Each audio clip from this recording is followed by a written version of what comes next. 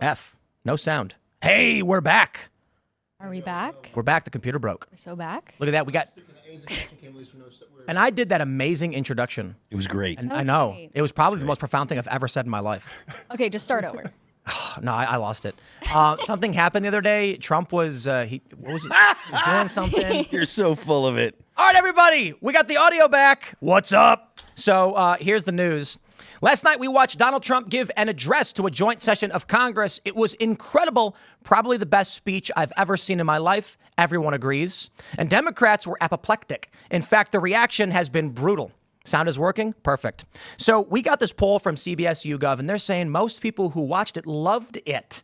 However, the backlash is huge. Frank Luntz, famous pollster, says it was miserable for Democrats. He's pissed. He described the reaction they gave to Trump as manna from heaven for Republicans. And I'm here for it because I would like to see Republicans win the midterms and for Trump to be able to complete his second-term agenda. So no obstruction. So long as Democrats keep losing their minds, refusing to clap for children who survived brain cancer, then I think we're going to win this one. Now we're seeing Nicole Wallace from MSNBC. She said something so vile and disgusting. It needs proper context, so I'm not going to say, but she basically said she hopes this child doesn't commit suicide, and it's disgusting. And Rachel Maddow called it disgusting that Trump would actually celebrate this child and prop him up because he had nothing to do with the kid surviving brain cancer, which is nuts. Democrats couldn't even clap for this kid. The only time they clapped together was when Trump said we had been spending hundreds of billions of dollars on Ukraine. The polling shows people are not happy with Democrats. So we're going to break down the reaction, which is miserable, and then a couple of really big stories. We got the Supreme Court. This one's weird. Basically, the story's complicated, but they're saying Trump's got to give $2 billion away that we can never get back, and it's taxpayer money effectively being stolen from you. Donald Trump says we're going to freeze these payments from USAID. A lower court said, no, we're putting a temporary restraining order right now, which means make those payments. Trump's response was, how is it temporary? If we make the payments, the money's gone forever. So he appeals, gets rejected. It appeals to the Supreme Court, and the Supreme Court 5-4 says, no, Trump, you got to pay. So Alito is stunned that the Supreme Court is basically saying the executive branch has to pay out money they will never get back that comes from the taxpayer. Now, we got a bunch of other stories too, but I think one of the biggest stories, which is wild, West Virginia. Hey, shout out. I've been complaining about West Virginia. Just today passed a bill in the Senate that will ban artificial food dyes in foods. This is a bombshell. West Virginia making this move is going to have repercussions on all food manufacturers in the country. So let's say there's a company that makes a toaster pastry-like dessert that uses red dye in their filling. They're now going to have to consider, if we want to be able to sell this product in West Virginia, we can't have that dye in it. So it's a cost-benefit analysis now. Nationwide, we make, $10 million per year, but we're going to lose $3 million from West Virginia. Or let's say they do X amount of dollars. They're going to lose a certain percentage of their revenue if they lose West Virginia. Not the biggest market. But what may happen is these companies might say, if we're going to lose $10 million, we might as well spend $5 changing out the artificial dyes for natural dyes and then sell those nationwide. This could have a massive ripple effect. So this is really incredible stuff. And then Donald Trump issued a death threat to Hamas. And people are really worried that he's banging the war drums. But he's saying, release the hostages or else. And I think he said shalom Hamas. And people are saying, this is serious stuff. A lot of people are angry. We're going to get into all that. But before we do, my friends, we're going to give a shout out to today's sponsor, Hallow. Find God's peace in prayer, the #1 Christian prayer app. But don't take it from me. Mary Morgan knows way better than I do, and she actually uses the app. Yes, I do. As you can probably tell by the ash or the schmutz on my face today, I am taking part in Mark Wahlberg's 40-day challenge, otherwise known as Lent. We're entering the season of Lent, the 40 days leading up to Easter, filled with prayer, fasting, almsgiving, sacrifice, and surrender. Historically, this is a very powerful season to grow closer to God, and Hallow is bringing you a great way to do that with their Lent Pray 40 challenge, which you can join right now. It's not too late. 40 days is a long time, but it's a great time to grow in faith and relationship with God. The challenge is called The Way, which will help us focus on how Jesus is the way to heaven. As he shows us, the way includes sacrifice, but that leads to peace, joy, healing, and love. Join Jonathan Rumi from The Chosen, Father Mike Schmitz from the Bible in a Year podcast, Mark Wahlberg, and more in praying every day leading up to Easter. It's already shaping up to be their biggest Lent ever, with thousands of people praying together all over the world. You can get 3 months free when you sign up at hallow.com/Tim, so that that'll have you covered throughout the season of Lent. And when you join, you'll find thousands of guided prayers, meditations, music, and so much more, all to help you grow closer to God and find peace. Download the Hallow app and jump into the Lent Pray 40 challenge today. I have the Hallow app myself. I use it to read scripture. Highly recommend. And also, Hallow, my people should talk to your people. I would love to promote you on Pop Culture Crisis. Let's go. Also, I watched the Chris Pratt ad. It's like one of the best commercials. They've got everyone now. They've got Gwen Stefani and Chris Pratt. That's amazing. Well, Chris Pratt did an impression of Mark Wahlberg, and it had me laughing.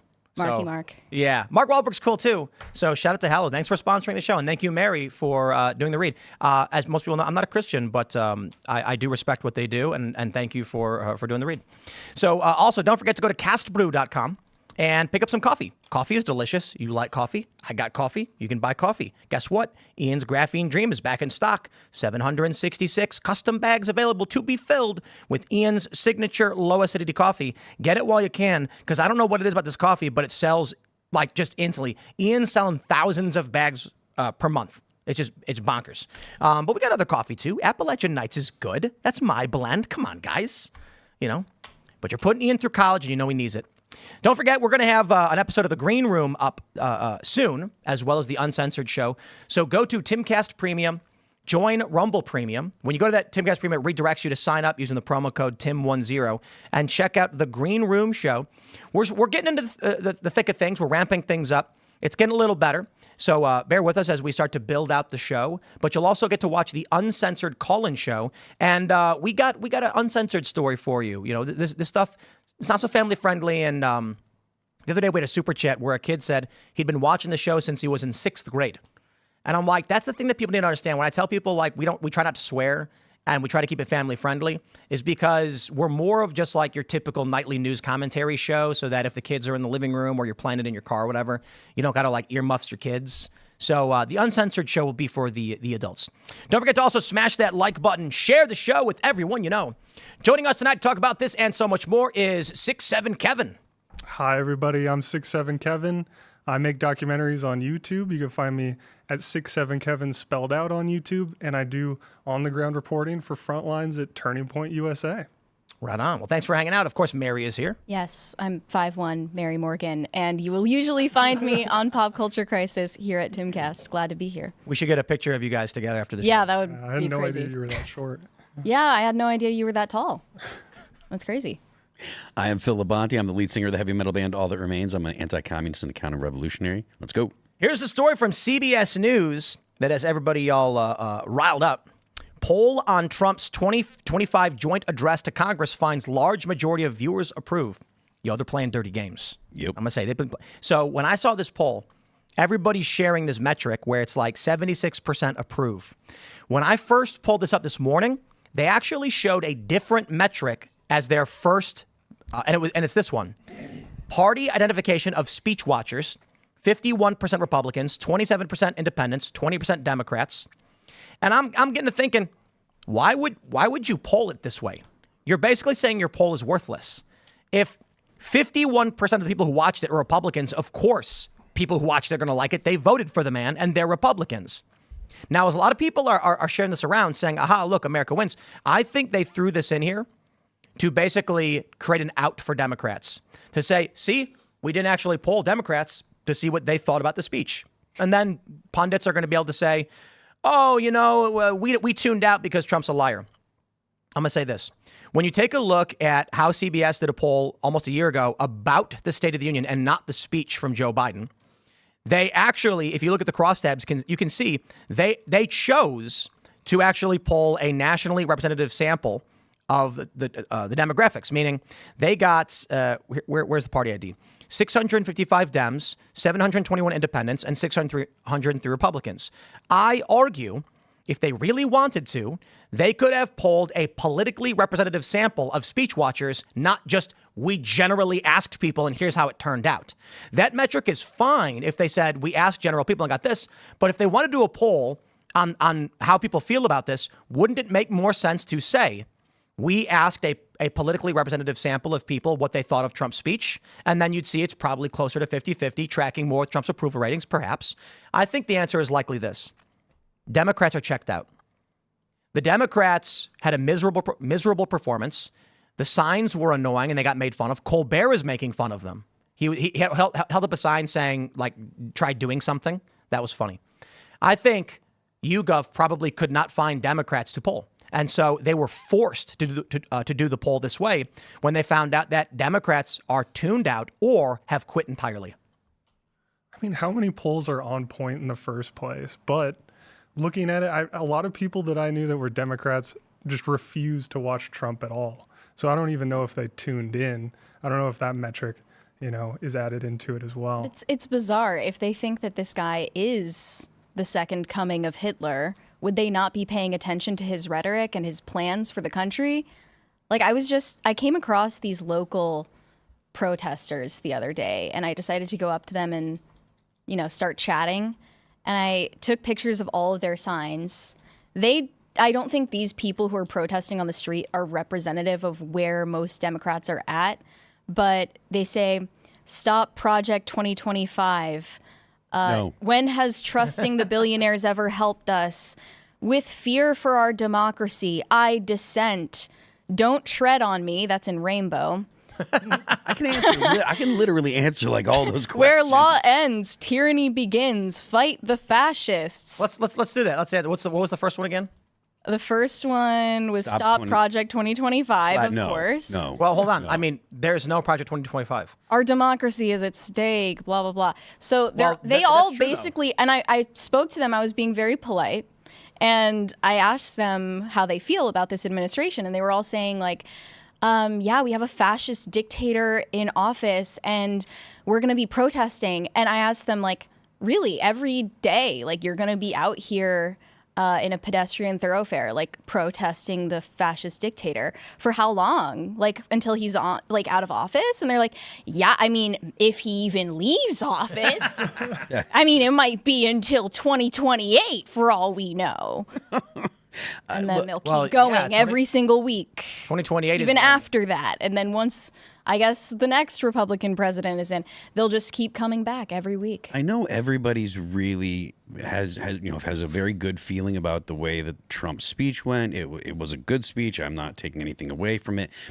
But I want to draw attention to Elise Slotnick, her response, not because it's not because the substance of it was something that I personally find compelling, but the substance of it was a demonstration of the civil war going on in the Democrat Party. It sounded like she was a late 80s, early 90s Republican. She praised Ronald Reagan. She was talking about economic issues. She didn't touch any of the culture war issues at all. And the reason is because the Democrats that are the donors know that those are losers. Americans do not want men and women in the same bathrooms. For the most part, Americans still look at Hamas as a terrorist group, and they look at Gaza and they see Hamas. Whether or not that's right or wrong, I'm not trying to make an argument. I'm telling you the way that most Americans kind of perceive the situation, and you can see that in polls. Most Americans want to still support Israel. The culture war issues that the Democrats have attached themselves to are terribly, terribly unpopular. The American people want the border closed.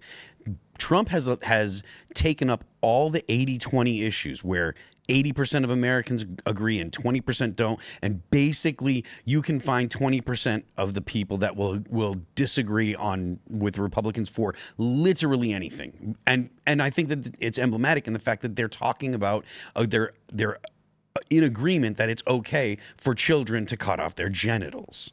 Yeah, I think his TDS is Trump derangement syndrome, and to go back to the protests, I've been covering protests ever since Trump got in. Mm-hmm. And I've been talking to these people, and it's fascinating what they're saying because I was just in San Diego. Somebody told me they think Elon Musk is actually the president. They were fully convinced that he was the Oh, a president. shadow president. Yeah, exactly. Which is absurd. I mean, that's really detached from reality. He is just as much a shadow president as any other advisor to any other president. He's doing Doge is actually entirely mundane. It is an audit department. That's it. They give recommendations to the administration.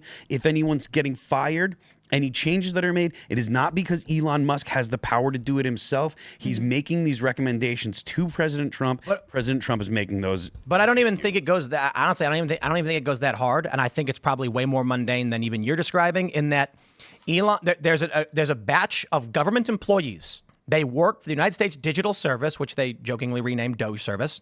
These young men are going in and doing audits as government employees, and then someone probably, like Elon probably says, let Trump's assistant, let a staffer know what we're looking at. Trump probably passively looks at a piece of paper and goes, "Huh, look at that. Yeah, sure, we should end these programs." So my point is, I doubt Elon is meeting with the president every day and sitting there and then going over big lists. Trump is way too busy for that. So the separation between Trump and Elon is probably substantial relative to what these people imagine. I mean, first of all, saying that Elon is the president is laughable. Elon's probably doing a lot less than people realize. And I don't mean to demean or disparage the work that he's doing. I'm saying the Democrats think he's literally got Trump on puppet strings when he's running 3, 4, 5. How many companies is the man running? I don't think he's in the White House 24/7 running the show. Yeah, well, and the reasoning that I heard from this protester was that he said that this conspiracy was that Elon Musk stole the election using satellites. Yes. Oh. And so Trump owes him everything for that. And that was his reasoning. Fascinating. He's more of a hype man with a cabinet job. And if anything, Trump's speech was overselling the impact of Doge just to make it sound cool. But Right. if that's what you're doing to get the deficit under control, that's obviously not going to even make a dent. Well, He's cutting things by millions. Even if you're cutting things by billions, you're not even making a dent. yeah. Yup, that is a big challenge. I mean, the other problem too is that the story from the Supreme Court, which we'll get into in a second, where I don't want to jump the gun on the rest of these stories, but the Supreme Court forcing Trump to pay $2 billion, and it's a weird story because they're not forcing Trump to do anything. Basically, a lower court, district court, said we are pausing Trump's order to halt payments temporarily, which means the final payments will be issued. So it's not a temporary halt. So Trump files an appeal. The appellate court says we have no jurisdiction over this because the executive branch has sovereign immunity on how they issue payments. The court, we can't be involved. The lower court, so the argument is they wrongly issued this order. So then it goes to the Supreme Court, and they put a temporary stay on the lower court's order, and then today vacated their stay. So they actually didn't rule anything. They just outright said, we're not getting involved, which means Trump is bound by a lower court to give $2 billion of your money away. This is absolutely insane. Now, again, I don't want to jump the gun on this story. I want to talk a bit about what Trump was pitching. But to go back to the State of the Union, or whatever you want to call it, Democrats didn't They didn't clap for anything. When I thought they at least clap for balancing the budget, right? Give some air of actually caring about the American people. Nope. And then when it came to this 13-year-old boy who survived brain cancer, who was being made an honorary Secret Service agent, heartwarming moment. And do you know the story of this kid? Let me do this. Let's jump to this next story. So we have this from The Independent. MAGA loses its mind over MSNBC host Nicole Wallace's sickening comments about Trump honoring young cancer survivor. Quote, MSNBC should fire Nicole Wallace, disgusting far-right pundit, far-right pundit Charlie Kirk raged following Nicole Wallace's remarks. I agree. I don't get super angry all the time, but when I watch this clip of Nicole Wallace, do they not have the video? I legit got angry. I called her an effing witch. Let me pull the clip up. I honestly, a witch who belongs in hell. Okay, look. Let me tell you guys the story. Do you guys know the story of this 13-year-old kid? Why he was there? Multiple surgeries for brain cancer, correct? How did Trump find out about him? I don't know. He was being bullied. He was being made fun of and mocked in a viral video because he dressed in his little police officer uniform because he wanted to be a cop. He was made an honorary officer after surviving brain cancer, and a bunch of other young people started filming him and making fun of him. Like, what are you going to do? Arrest him? And they were like, they were bullying him. It wasn't super brutal or anything, but they were bullying him. And so that's my understanding. I saw this viral video. Someone had said this kid was getting bullied, and Trump decided to bring him here and honor him and say, don't let them get you down. We're going to make you a Secret Service agent. Rachel Maddow called Trump disgusting for it, and Nicole Wallace, this one really got me pissed off, and I called her an effing witch. So where's that video at? Well, it was artful too how Trump, he went straight from DJ to RFK, saying, hey, we want to reduce cancer rates. It was a brilliant transition. You think the Democrats would be behind it, a Kennedy and everything. Listen to this from MSNBC. But I think this was a lesson in finding one thing that you let yourself feel. And I let myself feel joy about DJ. And I hope he's alive for another, 95 years, right? And I hope he lives and the life he wants to live. He wants to be a cop. He knows what he wants to do. And maybe when you have childhood cancer, that crystallizes for you. And I hope he has a long life as a law enforcement officer. But I hope he never has to defend the United States Capitol against Donald Trump supporters. And if he does, I hope he isn't one of the 6 who loses his life to suicide. And I hope he isn't one who has to testify against the people who carried out acts of seditious conspiracy. What a vile, disgusting witch. Holy crap, man. That was so past the line. And then Rachel Maddow chimed in. New York Post reports Nicole Wallace and Rachel Maddow blasted for politicizing Trump's honor of a 13-year-old cancer survivor, DJ Daniel, sick and twisted. So let's pull up the Rachel Maddow quote. Maddow bizarrely accused Trump of being disgusting for spotlighting DJ's heroic battle with the disease, for which the youngster had initially been warned would kill him in months. Quote, for the record, and this is disgusting, the president made a spectacle out of praising a young man who has thus far survived pediatric cancer, as if the president had something to do with that. Yo, kid was getting bullied because he wanted to be a cop. He had survived cancer. He wanted to be a cop. He still suffers issues from the numerous surgeries. He was giving interviews about this. And Rachel Maddow called Trump disgusting for honoring a child who survived brain cancer because he was getting bullied. These people are evil, man. They are zealous, cultist evil.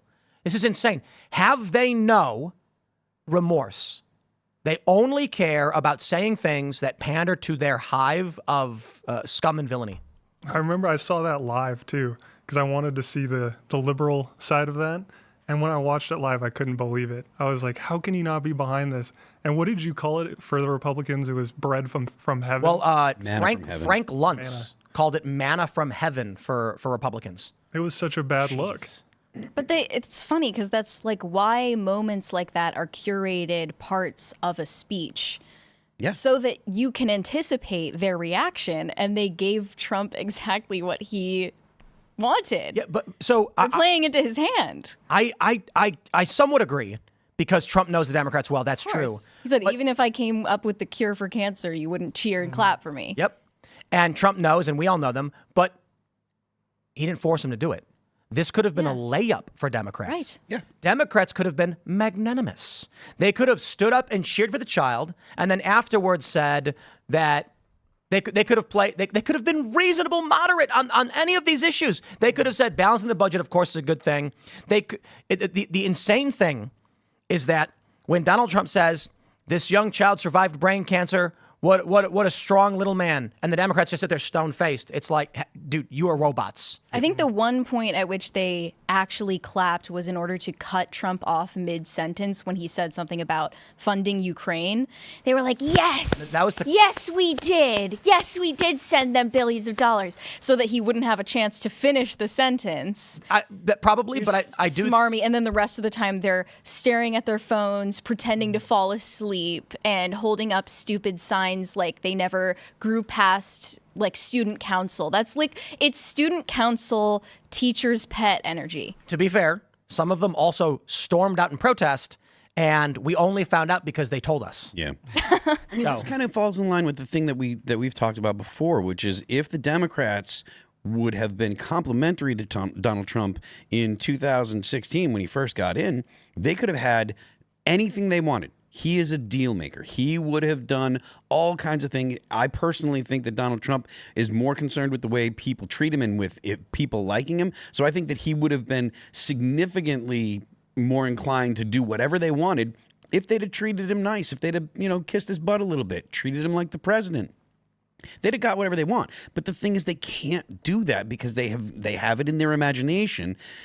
And I think this is because once Barack Obama was elected, the Democrats kind of felt like they reached an end of history point. Well, now from here on out, it's going to be Democrats forever. The Republicans are going to be a marginalized party that'll be, a small opposition. They'll be a regional party. They're not going to actually ever get into positions of authority again.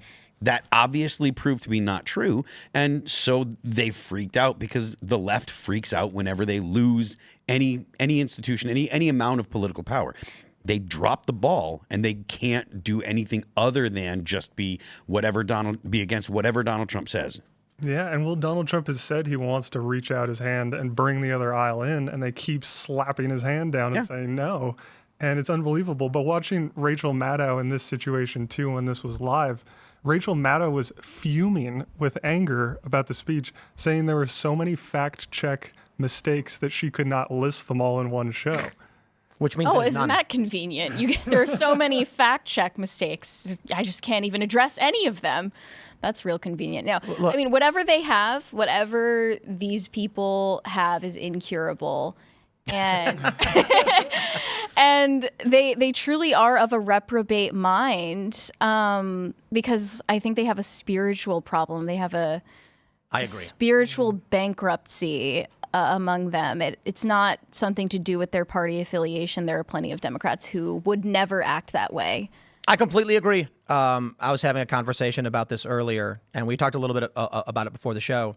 But I think that this is not of all atheists or agnostics or whatever, but I think when an individual lives only in their own existence, when they don't care about others around them and how others feel, and when they don't care about, there's a couple ways you can phrase this, either God's will or the structure of the universe and our place in it is one way to phrase it for those that are secular. These people live entirely in the self-gratification universe. The only thing that matters is they get what they want. They get self-gratification. They get to party, wake up at 6 a.m. I'll keep it family friendly, but everyone knows what Chelsea Handler said. And I think the reason why you see right now in the culture war, largely Christians, are on the right advocating for things that I would describe it as this. Liberals advocate for a lifestyle that is destructive to the ends of civilization. And currently the right as a whole, largely Christian, is advocating for things that are protective and expansive to creation. And I think the component is, the question you ask yourself is, do you consider, when you take actions, your place in the world and what the world is and does? For Christians, the question is actually much more simple. Are you adhering to God's will? I think liberals are absent of that largely. Yeah, well, because the core idea of Christianity and Catholicism is taking yourself off the throne of life and putting God there. And that changes how you organize your entire life. Self is not the top priority, whereas when you see the liberals, that is their top priority for the most part. I think that's better said. Much simpler than I put it. Do you consider yourself, or do you consider everything else? But it's weird because everyone circulates that heat map meme where you see liberals have an out-group bias and their last priority is people who are related to them or people who are in their community. Their first priority in terms of care and concern is people on the other side of the planet, basically any marginalized group. And that heat map goes around. And then J.D. Vance was also referring to it in terms of Ordo Amoris, the order of loves. And what is properly ordered is that you first prioritize your family, and then you go to friends, larger community, society as a whole, your nation, and then the rest of the world. The rest of the world can wait. I have a correction for you, and it only makes your point better. There's the graph, which shows liberals have an outgroup preference, but the heat map you're referring to shows that Democrats' first order of their first priority is inert objects, not even other people. And those objects being Rocks, trees, and dirt. Yeah. Dildos? I probably, but no, in all seriousness, the issue of what do you care about, and I mean care in the literal sense of what do you want to protect, what do you want to have flourish. Among conservatives, it is myself, my friends, my family, and the order of things as you described it. Among liberals, it's the national park, it's the trees, it's the rivers. They choose inert objects like rocks and monuments, like not monuments, the opposite, but like rocks in a national park. Now, I got to be honest, I also deeply care about rocks and trees and all that stuff. But Jeremy Boring made a really great point on this show a couple years ago. He was saying that obviously we want to be good stewards of the earth, but everything is within the human perspective. If there are no humans, what are we protecting anything for? I mean, it is for the sake of humanity. That is the order of what we care about. And it's a great point. I think liberals do not exist largely within a how do my actions play into the bigger scale of things. They're basically just wake up and I want to feel good. I would wonder, do you think that liberals actually feel like what they do matters? And the reason I say this is because, you know, if you're a secular person, if you don't have any foundation in religion or anything at all, any kind of spirituality, and you think, well, you know, everything eventually the sun's just going to burn out and all the stars are going to burn out, so nothing I do actually matters. What's That's the it. point? Yeah, what's Yes, the point? exactly. They're nihilists. Yeah. We've had a couple of people on the show because obviously not everybody on the show is religious. We have actually quite a bit who are not. And one of our guests said he was completely atheist, and I think anybody who is completely atheist and unwilling to even have the philosophical conversation is misunderstanding what atheism means or the bigger picture. But he just said, nope, wet robots. And I'm like, that's it. We recently talked about this on Pop Culture Crisis. There was this clip going around of Grimes talking about the decline of religion and how she thinks that's a bad thing, that killing God was a mistake. And someone replied to that and said, this is such a sociopathic self-report, basically meaning if you think that anyone's moral framework should derive from religion, you're admitting to the world that you're a sociopath because you should just be born knowing how to live and what's right and wrong. And this person is basically saying, I'm high-born and I was just innately created better than you religious people. I just know right from wrong inherently, you're low-born. That's an incredible. No kidding around. That's what they're saying. That's an incredibly common perspective when it comes to atheists. I'm spending a lot of time in the music industry. A lot of people have that kind of opinion.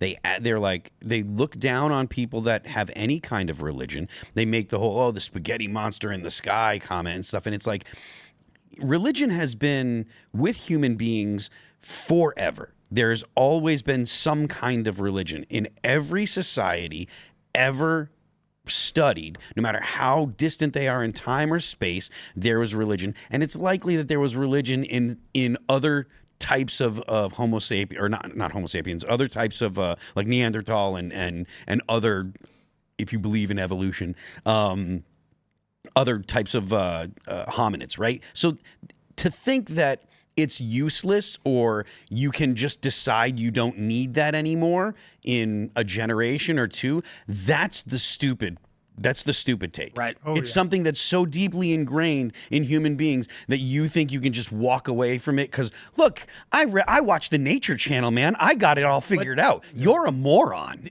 Religion is the principal, how do I describe this? It is the indicator of and the proof of humans' higher thinking, in that the basis of religion, of the thought, is what exists beyond known reality. When you're asking questions about what exists and what is that we could not touch, smell, see, or hear, is what sets us apart from literally every other animal on the planet. That's where humans are just discernibly above. Well said. I mean, Carl Jung said, with the death of God, there needs to be something else to replace that hole in the heart of man, because there's just something in us that draws us towards God. And if we don't have that, there's this chasm. And that's why I think so many of the liberals treat what they believe as almost a religion. You know? Oh, yeah, absolutely. We'll jump back to the Trump speech reaction. We've got this video of Frank Luntz. Now, Frank Luntz is, well, what do they say? He's a conservative pollster. I don't know if he actually is. He doesn't like me, I'll tell you that. And Frank Luntz explains why he's angry with Democrats after Trump address. This is good news for everybody who is concerned the Democratic Party has lost their minds, because this is a guy who does panels where he convenes a bunch of people, asks them what they think. And here he is basically saying the Democrats' tantrum and reaction to Trump is manna from heaven for Donald Trump. Take a listen. Because it was what I call a killer line. It's something that differentiates Trump from other presidential speeches, from other key moments in politics and in governing. I just want to emphasize that was the longest speech ever. It's not quite a State of the Union, but it's similar to it, and no one's ever gone longer than him. Yeah. That was the most political speech ever. He referred to his predecessor by name more than any other individual who's held one of these speeches. Third, it was the most partisan ever. Whether you had Democrats sitting on their hands or Republicans jumping up, you knew exactly who was who based on the view on television and based on being in the chamber. And fourth, it was the most disruptions by the minority party ever. Whether you're holding up those placards, whether you're yelling at him as the congressman did and being unwilling to keep quiet when he was called on it, if you're a Republican, that was arguably, and I've been doing this now for decades, if you're a Republican, that was manna from heaven. That was exactly what you wanted to hear, and you're shocked that he was saying it so bluntly. If you're a Democrat, it was sheer hell, because it tells you that this is going to continue. And if you're an independent, you agree with the policies, but you don't agree with the tone. This was the best thing that could have happened to the Republican Party and Trump's coalition. The big concern most of us have is how much can Trump get done before the midterms, because that's when squishy Republicans will bow out and stop supporting his agenda. And that's when, if Trump loses the midterms, he either gets impeached or gets obstructed, and then nothing else can happen for the remainder of his 4 years. But with actions like this from the Democrats, booing, jeering, or whatever, screaming and constantly just jeering, Al Green getting thrown out. Did you guys hear that they're drafting a censure of Al Green over this? Good. Yep. Good. I have to imagine Republicans planned this. Like, they crafted this specifically to be like, how can we make Democrats make a fool of themselves? They're so predictable. I mean, look, I personally have said multiple times we need to see more things like censure, because a lot of times there's really egregious behavior by people in Congress. And I honestly, this is one time where I'll say both sides. There's egregious behavior by people in Congress. And because of the way that our political system works, there's not often repercussions. They don't get voted out of office, et cetera, et cetera. So there's got to be something to say, look, this guy's kind of a scumbag. And I think that censure, because removal from office is so difficult, censure, give it to him. Let him, at least let the record show that this person's trash. Yeah, well, and Al Green's been in public office since like the 70s. So he's one of those swamp creatures, if you will. And the liberals, they should lead by example. They always say Trump needs to be better at reaching the hand over the aisle. They should lead by example and actually clap when we want to reduce cancer rates in children.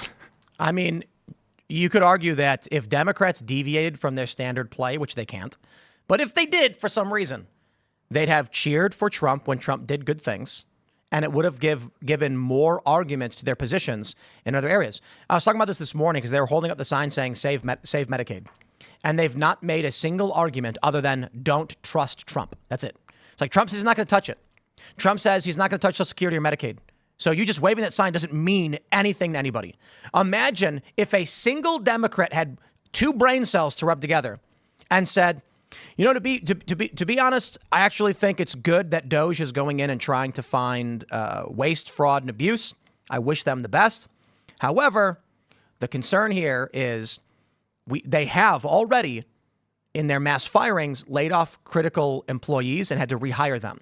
And so I get it. You're doing a broad brush stroke. We want the waste, fraud, and abuse gone.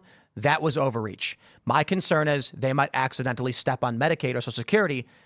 Regular people would say that's reasonable. In fact, I could literally say that right now, and people, that's a reasonable position to take. But Democrats can't do it. If you actually wanted to win an election, that's what your argument would be. It would be like, vote for me because we'll be more cautious when it comes to the things you need. Yeah. I like Trump. He does some good stuff. We'll do it a little bit better. Use a scalpel instead of a hatchet for cutting these jobs. They're not even using a hatchet. They have like the back of a wooden chair. They're beating against a tree, hoping the tree falls down, and it's not gonna. You're like, dude, that's not an object that can cut through a tree. And they're not smart enough to understand this. Yeah. There's a peer pressure, too. I'm sure that anyone on the Democrat side in there who wanted to applaud anything knew they would face social repercussions for doing so. And I'm sure that it's the same on the Republican side. If you didn't stand up and clap for what you were supposed to stand up and clap for, you would face consequences. So there's that, and there's this mean girl behavior. I mean, they're literally dressing up in pink costumes and doing their theatrics together. Like, on Tuesdays, we wear pink. That was the last straw for me. Like, them coordinating their outfits like 12-year-old girls, protesting the mean jerk who's running for student president. It was embarrassing for all of female kind. You know, that is a good point about the social thing, because that's kind of how I feel about it. Like, and then I'm imagining the joke I made about beating a tree with the back of a wooden chair. It's like you've got a group of Democrats, and they're all standing around, and there's literally a hatchet on the ground. But then Donald Trump is seen using it, so Democrats are like, no, we don't do that. That's wrong. It's racist. And then the moderates, 5-10 years ago were like, guys, what are you proposing? And then they start trying to use a blunt stick hitting the tree. And if you dare speak up, they hit you with the stick. Mm-hmm. So then the moderates end up leaving, joining Trump, who's reasonable, makes sense. I got to be honest, he's talking big game, and he's kind of a jerk when he does it, but at least he's actually getting the job done. Yeah, he referred to these independents who are saying, like, I agree with the policies, but his tone, though. Like, are you living in a decade prior? I just am shocked that people are still tone policing Trump. He's cooled down so much. If you remember the way that he sounded 10 years ago, or even 5 years ago, it's his tone is unrecognizable. He tries so hard to be polite and magnanimous. Are you saying that he's less hilarious? Kinda, yeah. No. Yeah, I am. And that was plenty funny for the first 5 minutes, but the rest of it was down to business. Yeah.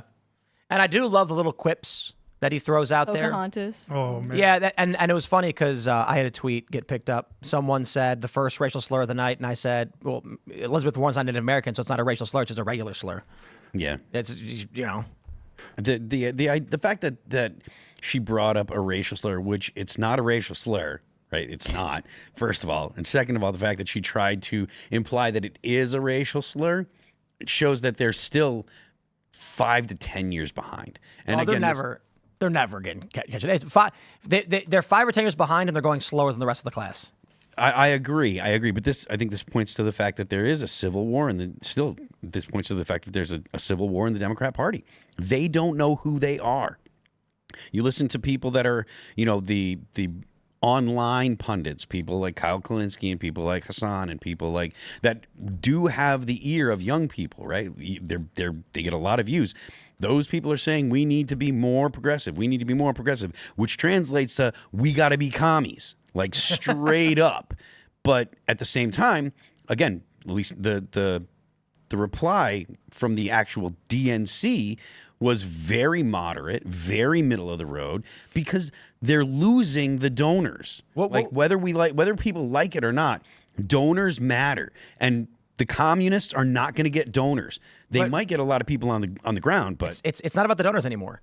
They're losing their fictitious NGO circuitous methods of funding. Fair enough, but you're not going to win. They're not going to win. If they're losing that, they're not going to win elections without donations. That's what I'm saying. The sentiment is it's over, right? This was a couple of years ago, or in the past year, we saw the donors were fleeing the Democratic Party.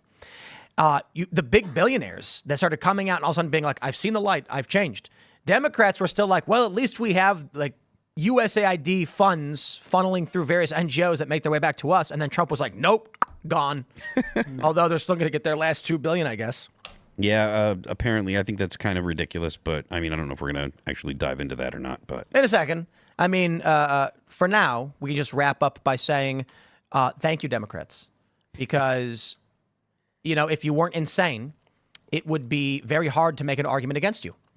And your policies are bad, but you're not smart enough to make good arguments. So I don't need to steel man the Democrat position. I can literally just play the video of them screaming like banshees and be like, that's the argument. And it's like, well, okay, I guess we just vote for Trump and the Republicans, I guess.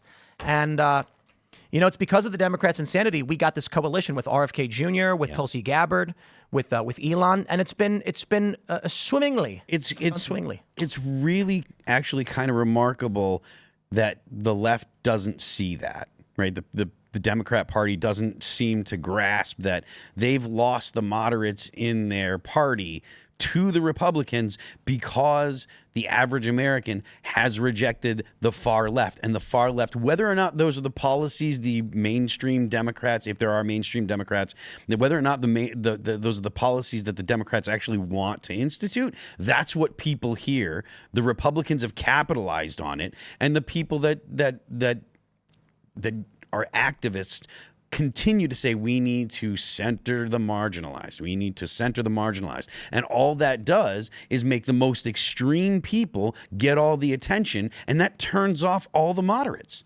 The tactic of centering the margins doesn't work. We're going to jump to this next story, my friends, but don't forget to smash that like button. And if you're watching, share the show. Click the share button, copy that URL, paste it wherever you can, share it with all your friends. Really does help. Here's the story from Fox News. SCOTUS rules on nearly $2 billion in frozen USAID payments. The case came after Trump froze nearly $1.9 billion in aid. The Supreme Court on Wednesday denied the Trump administration's request to block a lower court's order for the administration to pay nearly $2 billion in foreign aid money, delivering a near-term reprieve to international aid groups and contractors seeking payment for previously completed projects. I want to pause and just say, I do not believe it's fair to call them previously completed when we learned that a lot of these projects were nonsense in the first place. And I would call them spiritually fraudulent in that literal fraud requires deception to extract funds. And the Biden administration and government was well aware of what they were doing. But I call it spiritually fraudulent because the American people would never approve of these expenditures at their cost. In a 5-4 ruling, the justices said that the February 26th deadline imposed by a lower court for the Trump administration to pay the funds had already expired and directed the case back to the district court to clarify any additional details on payment. Given that the deadline is in the challenge has now passed, and in light of the ongoing preliminary injunction proceedings, the district court should clarify what obligations the government must fulfill to ensure compliance with the temporary restraining order, with due regard for the feasibility of any compliance timelines. U.S. District Judge Amir Ali, for his part, moved quickly Wednesday to take action on the matter, ordering both parties to appear in court Thursday to consider plausible repayment schedules. So let me just give you the quick gist. Trump says, don't pay this. Why? Because his view is largely that they were funneling money in ways that are untoward. I'm being careful because it's not fraud when Biden gives you the money and you're not doing anything for it. In one instance, they found, I don't know where this payment came from, but there was a story of a child center or some facility was built getting $18 million per month with no one in it. It was completely empty. There was one story about the Biden administration started funneling money through the EPA to various climate change groups that previously had no money on the books. In one instance, an NGO had made only $100 the year prior and received a multi-million-dollar grant. So basically, the gist of this is with USAID, Trump's like, no, we're freezing this. A lower court said pay it. Trump said we're freezing it. A lower court said we're temporarily freezing your ability to freeze the payments, make the payments. Trump appeals. The appellate court says we have no jurisdiction on this one. The executive branch determines if they're going to make these payments. It's called, sovereign immunity. And then they go to the Supreme Court. The Supreme Court issues a temporary stay on the lower court stay. So Trump's is in effect. The Supreme Court then vacates their stay, triggering the lower court. So Trump now technically has to just make the payments. This is absolutely insane. Let me put it simply. Donald Trump is trying to stop $2 billion of your taxpayer dollars from going out in ways he does not feel are legitimate. There's been no ruling on the legitimacy of these payments, but the court's requiring him to pay it. This is nuts. I read Alito's dissent, and I was actually really surprised that this was considered, or that the court found this way in the first place. The executive has to be able to say no to things, this type of behavior, and I was really surprised that the SCOTUS found this. I was expecting it to be 5-4 the other way at least. So, Oh, well, this is a slap in the face for all taxpayers. I mean, the kinds of things that were found in this were unbelievable, like LGBTQ activism in Serbia, Egyptian tourism. Nobody would vote for this as a taxpayer, but the judges, I don't know who the judges were that voted for this. I'm kind of curious now. Oh, it was the liberal justices Roberts and Amy Coney Barrett. Really? Amy Coney Barrett, too? yeah. Well, that's obvious. She kind of hates Trump. Yeah, she's not great. People And, were like spreading around this clip of her from last night, like looking at Trump with such disdain and disgust on her face. You can tell. Well, she was a mistake. She was awfully verklempt about the death of George Floyd and cried about it. Oof. Well, I mean, she's better than a liberal, but she's not great. And so I have a question here. This is an interesting issue, right? Let's say there was a federal office that said, we're instructing our employee to go and strangle that woman across the street to death. And then Trump was like, whoa, that's illegal. You can't do that. We're putting a freeze on that. And then liberal groups sue. A court says, no, we're pausing Trump's order. Complete that action, strangle that woman. So Trump, says, no, we're not going to do this.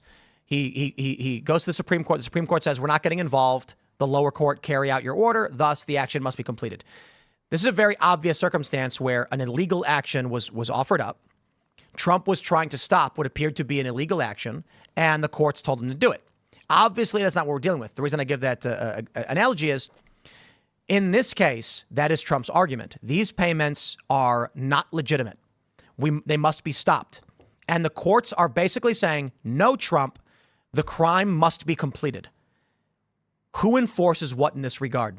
Trump as the executive branch, if he truly believes this is illegal and it's not been ruled on the merits, whether it is or is not a legitimate legal payment, maybe it is fraud, who knows?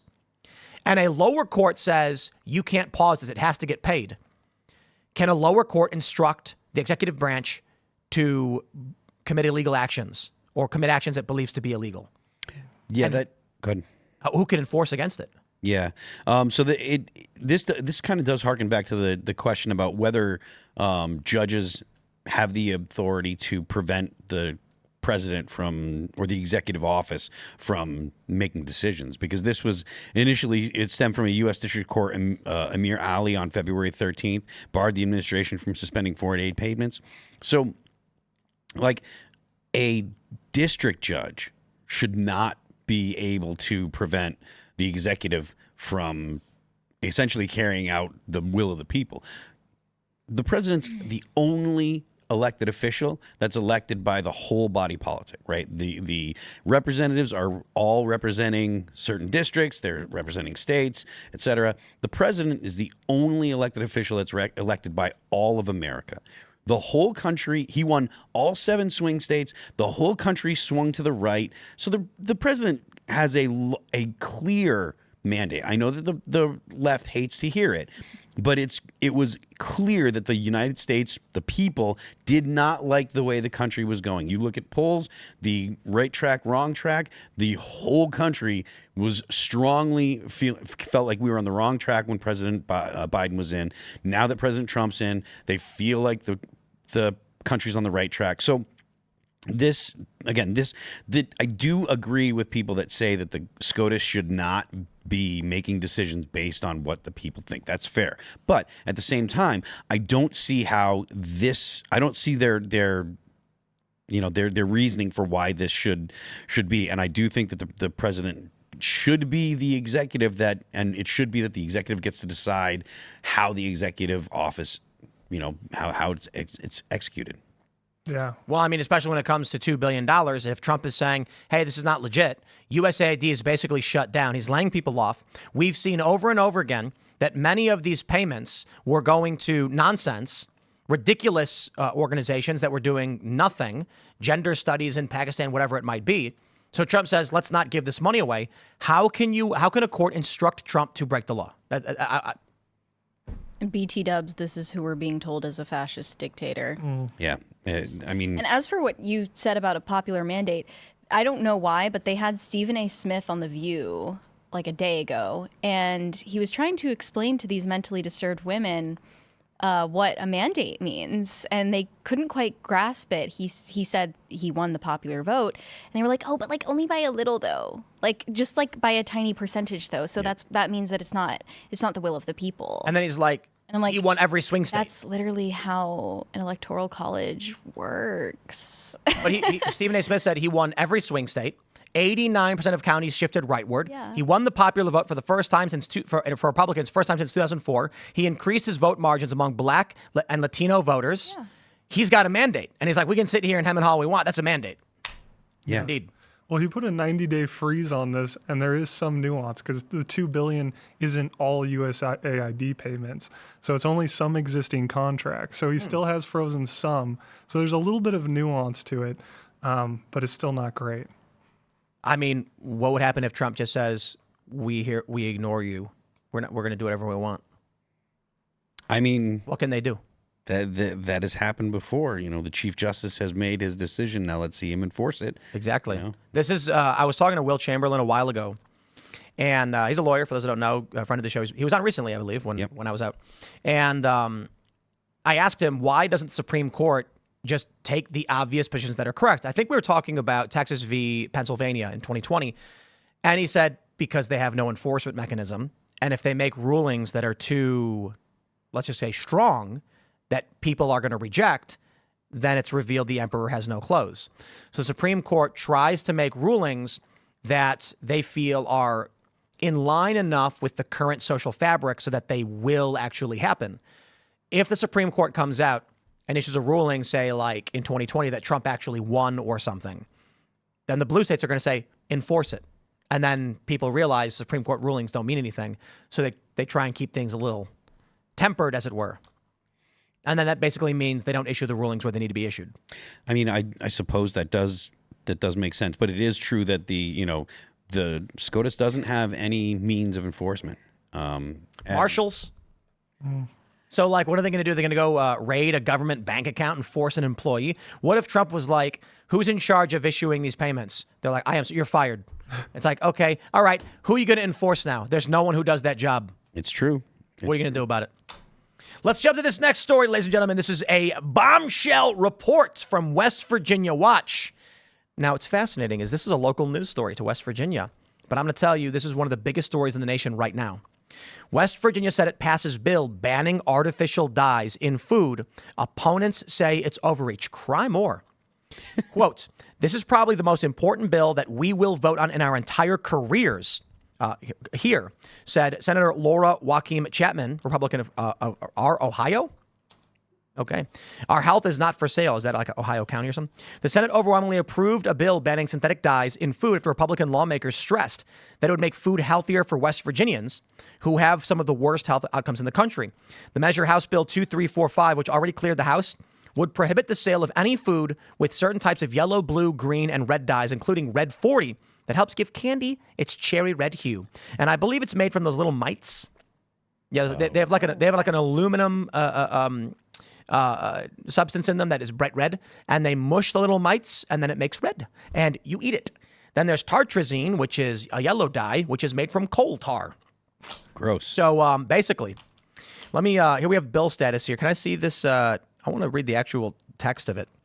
We'll pull that up in a second. But I'll tell you why this is one of the most important things happening in the country right now. Let's say West Virginia is not the biggest market for any food product. But there is like 1 million something people live in the state. So how many boxes of cereal, perhaps? Let's say toaster pastry of some nondescript brand. And they've got blue, red, and yellow dyes in them because the sprinkles on their strawberry toaster pastry nondescript item. That company now can't sell in the state. They're going to say you can't sell those here. They've got a banned substance in them.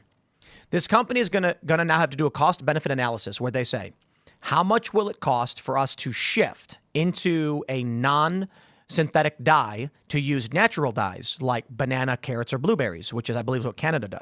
They don't use bananas. Or they might actually, something like that. In Canada, they use carrots and blueberries and raspberries and stuff for the various colors. And they might say, it's going to cost us $10 million to change production. Okay, how much money are we going to lose in West Virginia? We're going to lose $10 million. They're going to say, so we break even, but then in the following years we make that money back? Okay, change to all natural dyes. This could have nationwide effects on all food production because one state did it. That's crazy. I also wonder what that means for us going to the grocery store in West Virginia, because literally every food item has these chemicals in them. And now Something you've been consciously avoiding? food dyes? Yeah. Well, I mean, like I got Pop-Tarts downstairs. You know what I mean? Yeah, I was about and to they're say. delicious. You ordered like about 1 billion of them. 1,000. 1,000. 1,000 Pop-Tarts. Come on, we got like 30 people who work here. Those things are going to be gone in 2 weeks. The brown sugar cinnamon is the best flavor. Oh, by far. Yeah, so good. We do have s'mores and cookies. You know, whatever. We bought them because Julia, who skates here, she says they're illegal in Europe. So you can't get them. And we were like, what? So we had to buy them. So we had to buy a bunch. And then when they're back, we're going to make ice cream sandwiches out of Pop-Tarts. Listen, RFK Jr. eats cheeseburgers sometimes. Being healthy doesn't mean only eating carrots like a rabbit. I think this is one of the best things we have seen in the country, and I'm glad it's happening in West Virginia. Now, if only they would get rid of that crackpot Uber law where they ban independent contracting, maybe we could have something going good here. But I got to be honest, this is a grand slam from West Virginia, a grand slam. Shout outs West Virginia. I'm curious though, if they make like purple dyes, do they use the red and the blue, or do we need to watch out for the purple ones because they're still Probably. bad? Or Only the primary colors, I'm guessing. But yeah, I don't know. I don't know if this is outdated information. I'm pretty sure that West Virginia is still the highest obesity rate in the country. No way. Yeah, in the entire country. I don't know why that is, but I doubt artificial dyes are to blame. Dang, I thought that would have been Texas. I think Isn't that true? Highest morbid obesity rate in the entire country? I don't think so. West Virginia? Let's Or it find might out. have it might have been relatively recently. My money's on Texas or another southern state. I thought it was Texas. Is it? Yeah. Let's find out. It's pretty high up on the list. West Virginia has It the is. highest It is. adult obesity rate in the U.S. I knew it.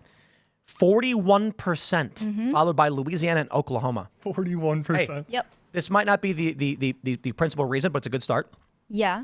The tastes are changing, I think, especially among young people. I noticed that Sweet Green, this really trendy, like fast casual salad chain, Sweet Green's just introduced new French fries, which they fry in avocado oil instead of seed oils.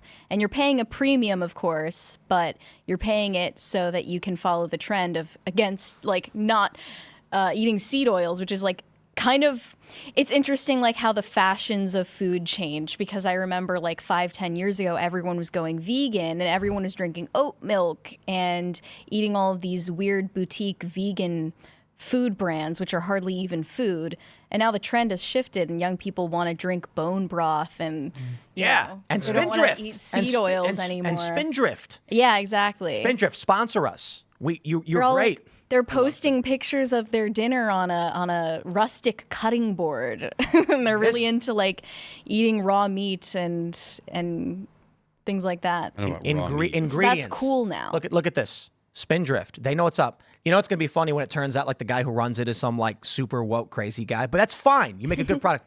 Carbonated water, grapefruit juice, orange juice, lemon juice, and hibiscus for color. They didn't got to mush those little bugs and put them here to color. They put a little bit of flowers in there. And hibiscus tastes good. So we got the bill pulled up. This is amazing stuff. A bill to amend and reenact 1672 of the Code of West Virginia, 1931, as amended, relating to the prohibiting certain products that are injurious to health. Yo, check this out.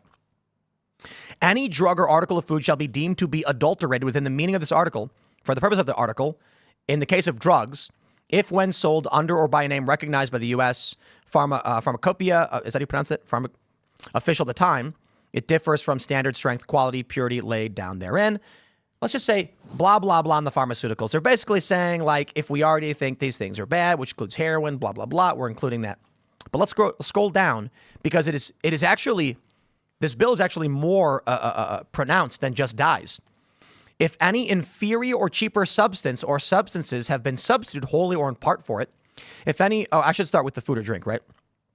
In the case of food and drink, confectionery, or condiment, if any substance or substances have been mixed with it so as to lower or depreciate or injuriously affect its quality, strength, or purity, that's insane. That's crazy. If any inferior or cheaper substance or substances have been substituted wholly or in part of it. So this is going to get rid of this could actually get rid of certain seed oils. If they're using vegetable oils in place of dairy or something, one could theoretically argue. If any valuable or necessary constituent or ingredient has been wholly or in part abstracted from it, so like non-dairy cheese maybe.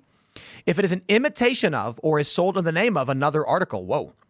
If it consists wholly or in part of diseased, decomposed, we get that. If it is colored, coated, polished, powdered, whereby damage or inferiority or is concealed, fine.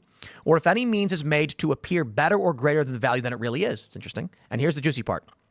If it contains any added substance or ingredients which are poisonous or injurious to the health, including butylated hydroxyanisole, propylparaben, FD&C blue number 1, FD&C blue number 2, green number 3, red number 3, red number 40, yellow number 5, and yellow number 6.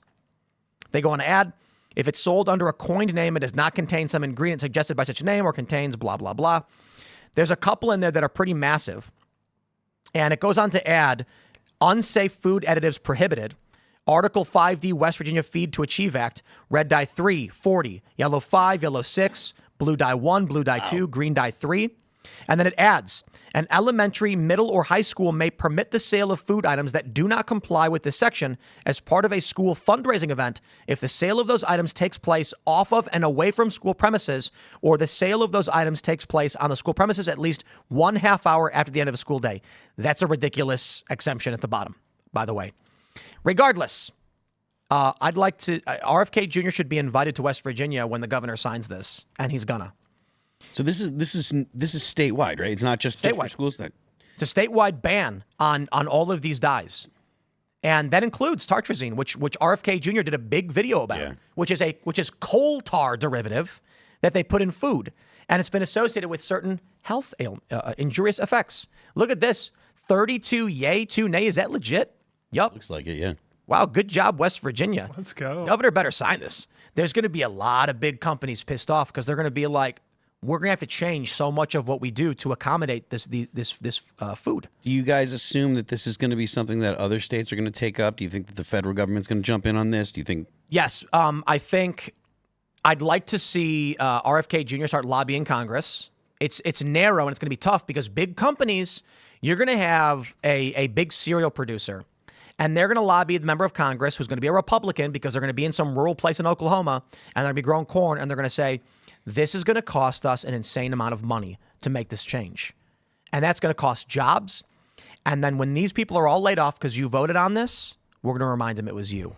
And so you're going to see some squishy Republicans on this one. But statewide, it's going to happen. Well, I mean, Republicans, there's a lot of arguments against it that you're going to get from small government conservatives, right? That anytime the government says you can't do this, you can't do that, there are small government conservatives that are like, no, this is bad on principle. Libertarians wouldn't like this. I think that I actually saw Michael Malice tweeting about he doesn't think that it's good the government do these kind of things. What, banning dyes? Yeah. Why? I don't remember his exact. It's wrong. I don't remember his exact Michael. rationale. Well, I think the reason was because the government shouldn't be involved in this kind of stuff. The government, the corporations aren't entitled to the same freedoms that I am not are. going to argue Michael Malice's position. You've done it. Michael Labonte, you are wrong. My point only being that there are going to be people that are going to make those arguments. I do think that it's good to say, look, these type of substances, you shouldn't be using them in foods. Mm-hmm. The things that Trump laid out in the speech last night, the instances of child cancer, the instances of obesity, how many? I mean, I think it's 75% of America is overweight, with 40 being morbidly overweight. That's unacceptable. There's no reason for our country to be like that. And I do think that it has something to do with a sedentary lifestyle, yes, but I also think that it's the food we eat and the things that are put into the food. I think that we should get rid of corn subsidies and stop having everything be made with so much sugar. But agreed. I do think it's the internet. I think the principal reason why Americans are so fat is the internet. 40.3% of adults are obese. That's disturbing right there. Eddie's. We're late to the game on this, though. My buddy from England came over here and we went to the gas station. He started looking at the different candies and reading the different ingredients. He's like, we don't have this over in England. Yeah. We're It's a late standard to the of game. living thing. Like, I think most people feel it's about time that we have the same standard of living and standard of health that European countries have. And look, I don't know why that's common sense. The to candies, EU countries. the candies in the UK, they're great. Chocolate over there is awesome. Oh. Like it's actually better. For some reason, the chocolate in the UK is better than the US. Oh, and they have the one that girls aren't allowed to have, the Yorkie bar. Oh, Not for girls. What? Yeah. You don't know about this? You can't have it Why? because it's not for girls. Is there a black market for these? Nope. If you walk in and try and buy the Yorkie bar, they will tell you it is not for girls. I'm kidding, by the way. It actually exists, and it's like a famous like marketing thing that they did. There you go, Yorkie. It's not for girls. I love it. And there's a girl, a woman, and there's a red circle with a line through it. What is that thing called? I've never known what that was called. A cross out or something? I don't know. I just say a circle with a line through it. You know what it is. But It's and they underline not. You were saying with the chocolate, Phil. yeah, so the food in Europe is great. There's multiple places. It's not like you'll notice a difference, right? But it's not like things are worse. Honestly, a lot of times you go to fast food in Europe and it's actually better, like the way that it's prepared. And I think that has to do with the actual people that are making it. But like in the UK, McDonald's is like McDonald's and Kentucky Fried Chicken is Kentucky Fried Chicken. It's great. So it's not like it's impossible to make the things that we're used to without these chemicals and without these dyes and stuff like that. It's perfectly possible. And I think that, it's not a bad thing for the government to say, all right, look, we're going to get rid of these things and at the very least see what happens. So I will add the bill will go into effect January 1st, 2027, which I think it makes sense. Could you imagine if they banned it literally right now and like every store had to just dump all of these products? But this is going to be nuts because all the Food Lions and what do we have in West Virginia? We have Food Lion and Weiss. We have Martin's. Martin's. I hear that they're doing this might not be in West Virginia, though. It might be down in Winchester. I hear there's a Publix coming, which I really hope. Well, in West Virginia, at least, all of these supermarkets are now, their regional managers are probably saying, okay, we can't carry any of these products starting in 2027, so we need to start weaning off of them. They're going to start going to the manufacturers and saying, heads up, come January 1st, 2027, we won't be selling your products. You need to get us alternatives. And it could be crazy. One of the things this might do, and this is crazy, West Virginia might see the emergence of state independent food producers. So that is non-national chains. You might be in Maryland. Who knows? You go to Maryland and they have Pop-Tarts on the shelf in a gas station. You cross the river and they have Top Parts or whatever. I think if this gets picked up by other states, what you're going to start seeing is grocery tourism. Yes. Like people are going to travel to neighboring states that they know regulate food dyes and seed oils, pay a premium for those foods because that matters to them. Based. People who live in the tri-state area, which is Virginia and Maryland, I guarantee you the hippy-dippy Loudoun County people are going to be like, we drive into West Virginia because they don't have Kellogg's, they have Bell Rugs. And those fruity groups don't have weird dyes in them. And you're going to see like weird new products. And there's going to be a cereal called Slaps, and it's going to have like a toad who's like, puffed rice is good. Then there's going to be like Lucky Yarn, and it's going to be a British guy with a bunch of little shapes. Like They should just donate all of the obsolete Pop-Tarts to me. I will take them happily once this goes into effect. the illegal Pop-Tarts. The illegal Pop-Tarts are mine. I call dibs. I call the brown sugar cinnamon one. As annoying as the health nut the one. stuff is, like I feel like the health nuts are the new Jesus freaks. Like they're just kind of, I don't know. I don't like how the shift for Says the devout Catholic. crunchyism. No, but like they're becoming like Ned Flanders about health food. Like that's what I mean. And this like shift where crunchyism is now a symbol of being right wing instead of left wing. I noticed the change, and it's a little bit. They can get a little bit annoying, and they can get a little bit preachy about it, but. Aside from that, it is a status symbol to get health food nowadays. It's also with the popularity of something like Erewhon, which is known for $70 smoothies in LA, they also sell just normal groceries at an extremely premium price. And it's seen as a status symbol to eat healthy these days. And that's kind of a sad thing. I want to know what you guys think of the EBT idea, banning the purchase of artificial foods with EBT cards. I'll say real quick, though, a quick tip for anybody. If you want to find celebrities, stand in front of Erewhon. And, like, good luck spelling it. I don't even know how to spell Erewhon. I've been there. It's crazy. But, like, you stand outside and, like, every 10 minutes a celebrity is walking in and out. Yeah. I saw Jake Gyllenhaal there. And he did that. He did one of those things to me. Said, like, hey, buddy. Yeah, when I was like, oh. He's going to get in trouble because he said that. Oh, but this was 15 years ago. Okay, I thought you meant recently. I was like, Jake Gyllenhaal pointed at me. And Tobey Maguire pointed at me once, too. That was cool. I was in front of a coffee shop. I was canvassing. And I was like, hey, sir. And he's like, not today, buddy. And I was like, yes! Tobey, Spider-Man. That's great. I'm excited for if I want Tobey Maguire in all the Spider-Man movies from now on. Him and Tom Holland, they can be friends. Oh, he was the best by far. Anyway, EBT, no artificial foods, based. Well, some people were saying you're taking away poor people's freedom to have sweet treats. I don't. Yo, I lived in Seattle, and all of the people, like the government there, hands out cash to anybody who asks.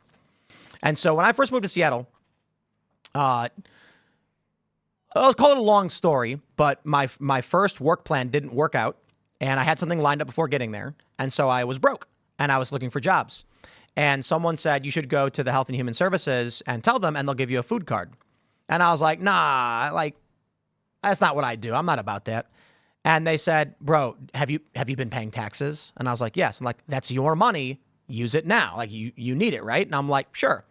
And I was like, okay, like, just go and see what they say. And I told them, I just moved here. I had a job lined up. It fell through. I'm currently looking for work. And they handed it right to me, like on the spot. They were like, here you go. I don't know if they actually literally handed, I think it came in the mail. And they said something, you get like $114 a month, and you can only buy cold things. And I was like, sure. So I went and bought groceries with it. The other people that I knew, it was, what did you think they bought? They were buying garbage, candy bars, ice cream, just whatever nonsense. The reality was, though, that's not the worst of it. They buy a candy bar, I'm not going to cry, right? They were selling it. They would stand outside of grocery stores, and they would say, hey, what are you buying? And they'd be like, I'm just picking up like milk, bread, and eggs. I'll buy it for you if you give me $15. And so it's like $25 for the groceries. They buy it on the EBT and get handed $15 cash. Super illegal. That's what they were all doing. The whole thing is super corrupt. And I think they got to be way more strict about how they do this stuff. I ended up getting a job at a Pete's Coffee and Tea within only like a month or so after that. So I didn't end up needing it. And then I served tea and coffee to people. It was fun. People with enough time to run an EBT scam outside of the grocery store should probably do what you did and just get a job. I don't understand, like, not wanting to have a job. Time on your hands to just stand out there heckling people. I wanted to do it. Like, it's crazy. You know, look, there are people who don't want jobs, and that's crazy to me. That's foreign to me. Like, if I'm not doing something, I'm like listless and guilty. There's that just means you're human in America that doesn't want that's a human quality, I thought. Well, let's jump to or if you want to hit one more point. I think that it should be obvious to get that people that are on EBT shouldn't be getting junk food. I feel like that's obvious. I guess the issue was that they were like, what constitutes junk food? Are you going to regulate the percentage of carbohydrates in an item? You know what I mean? Like, is dark chocolate junk food? It's got antioxidants and is actually considered to be a superfood. So maybe we allow dark chocolate, but not milk chocolate. And now... Then you get into the weeds. So they basically said no prepared food. Because then you're going to McDonald's and Burger King. Mm-hmm. Just groceries. But then you go to a grocery store and you're buying, candy bars. Yeah. Let's jump to this next story from the Daily Mail. Trump issues a chilling final warning for Hamas to release all hostages or it is over for you. I would call that a death threat, but it's a president warning a terror organization, so it's a bit different. President Trump put out another dire threat saying, Shalom Hamas, means hello and goodbye, you can choose. Release all the hostages now, not later, and immediately return all of the dead bodies of the people you murdered or it's over for you. Only sick and twisted people keep bodies, and you are sick and twisted. I am sending Israel everything it needs to finish the job. Not a single Hamas member will be safe if you don't do as I say. I have just met with your former hostages whose lives you have destroyed. This is your last warning. For the leadership, now is the time to leave Gaza while you still have a chance. Also to the people of Gaza, a beautiful future awaits, but not if you hold hostages. If you do, you are dead. Make a smart decision. Release the hostages now, or they will be hell to pay later. Holy crap. What do y'all think? Ooh, cue the pro-Palestine protests. Here we go. Yeah, this is going to give you so much new material. Yeah, I'm going to be working for months. I mean, that's a good thing. I mean, I don't know what this is going to actually turn into, because I feel like he's made these comments multiple times. Like he said, let the hostages go by the end of the weekend and let them go by this date, and nothing's actually come of it. So I don't know what this means. I'm not sure what kind of policy the United States is going to actually implement. And it's not like Israel actually needs the U.S. help to do anything. They've managed to, destroy Gaza without the U.S. being involved, really. So I'm not sure what Trump's doing, other than maybe just like, doing a, kind of a placating kind of gesture towards Israel, maybe. I mean, this could be powerful, because when have we ever seen a president make threats like this? I've never seen a president say something like this. And I think there's some strength behind it. It might actually make Hamas think twice. I don't know, but we'll see. Maybe. He's already threatened him several times. Yeah. That's true. Yeah. I think they're just like, they're on the internet like, what more can be done? Like, they're hiding. Some of them are probably in Qatar or Dubai. They're not even in Gaza, so what do they care? Yeah. Do you think we're going to see Israel, quote unquote, finish the job? There is no finishing the job. You're never going to end up with like a population of Palestinians in Gaza that are happy with Israel. I don't believe that's that at not all. what finishing the job means. What do you think finishing the job means? I think he's saying Israel goes in and just like wipes it out. Wipes out all the Palestinians? Not all of them, but like puts them back under occupation, militaristically destroys all political leadership or whatever structures they have, absolutely flattens the grid, the economy, the structures, and then just reoccupies. I mean, maybe. I don't. Gaza then just doesn't become a thing anymore. Yeah, I don't see a situation where, Gaza is, returns to what it was before without Israel being in there. Like Israel got out in 2005 or something like that. They pulled all the Jews out of Gaza. They pulled all their military out of Gaza, and then they got rockets for 20 years, and then they got October 7th. And so they're like, all right, we're just going to go and destroy everything and, see how that works. I don't see a two-state solution at all. I think that it's probably going to be occupied by the Israelis for the foreseeable future. I only see more problems unless they actually do remove the Palestinians and send them to Egypt or Jordan or whatever. But the Jordanians don't want them, and the Egyptians don't want them either, because it seems like everywhere there's a significant population of Palestinians, they try to take over the government. So, well, the crazy thing too is you're asking, there's a larger population in Gaza than there is in West Virginia. So you're asking for like 2 million Palestinians to be moved. That's a tall order. Whatever's going to happen. What if we banned artificial food dyes in Gaza and that started helping them with their health issues? Mm-hmm. I don't think that that's going to do a whole lot, honestly. I wonder if they even have access to that kind of stuff. Do they have Pop-Tarts over there? They do have. They do. Look, I saw videos of before the Israelis went in there and just smashed everything, and it looked gorgeous. It looked like, I know that there were things that they couldn't have. No, there were some luxury areas there. Yeah, it was not so much anymore. They had luxury car dealerships. There was a lot of stuff that it looked to me like a normal city on the Mediterranean. I don't know what the limitations were. I know there were things that they couldn't have, but I don't know exactly what those things were. And all appearances were it was gorgeous, and the people of Gaza had relatively normal lives in Gaza. I don't buy for a second the whole outdoor prison BS that the left in the U.S. has globbed onto. That seems to me to be BS. But, now it's just, rubble because War. That's what happened, Because war. My only concern here is I just really don't want to be involved as the United States. Don't want to be involved in any of it. And the only way out. Don't want to pay for it. Right, but there's no exit, there's no door, there's no way to get out of it. I think ultimately, and it's funny because I basically everybody agrees on this, even people who are pro-Israel, there has to come a time where Israel can take care of itself, and that means we should be working towards that goal immediately. So does that mean 2, 3, 5, 6 years, whatever? I don't think 10 years, I think it's way too long. Yeah. But I think what we don't want is Afghanistan times 300. If we just said tomorrow we're out, goodbye, good luck, then we'd have a very, very bad circumstance for sure. But I think there's a reasonable thing in, I don't know, between 5 and 10 years of slowly reducing the amount of foreign aid to Israel so that they can start supplementing it on their own. It doesn't sound like we want to reduce it, though, with Trump's grandiose new Gaza plan, which I don't know about you guys. I think he's going to have to bring transplants in because I can't imagine Palestinians working at restaurants and hotels that, Israeli people are going to. Yeah. I just don't see that working. I don't see. I mean, look, I didn't think that they would be able to get along before October 7th. Yeah. Now, since October 7th, I don't think anybody likes each other any more than they did. So, I mean, look, it's just going to be a future of animosity for the, or the future is full of animosity for the foreseeable future. I don't think anyone that's alive this generation is going to feel any kind of magnanimity. Magnanimity. Magnanimity. Anyway, whatever. I don't think they're going to have any.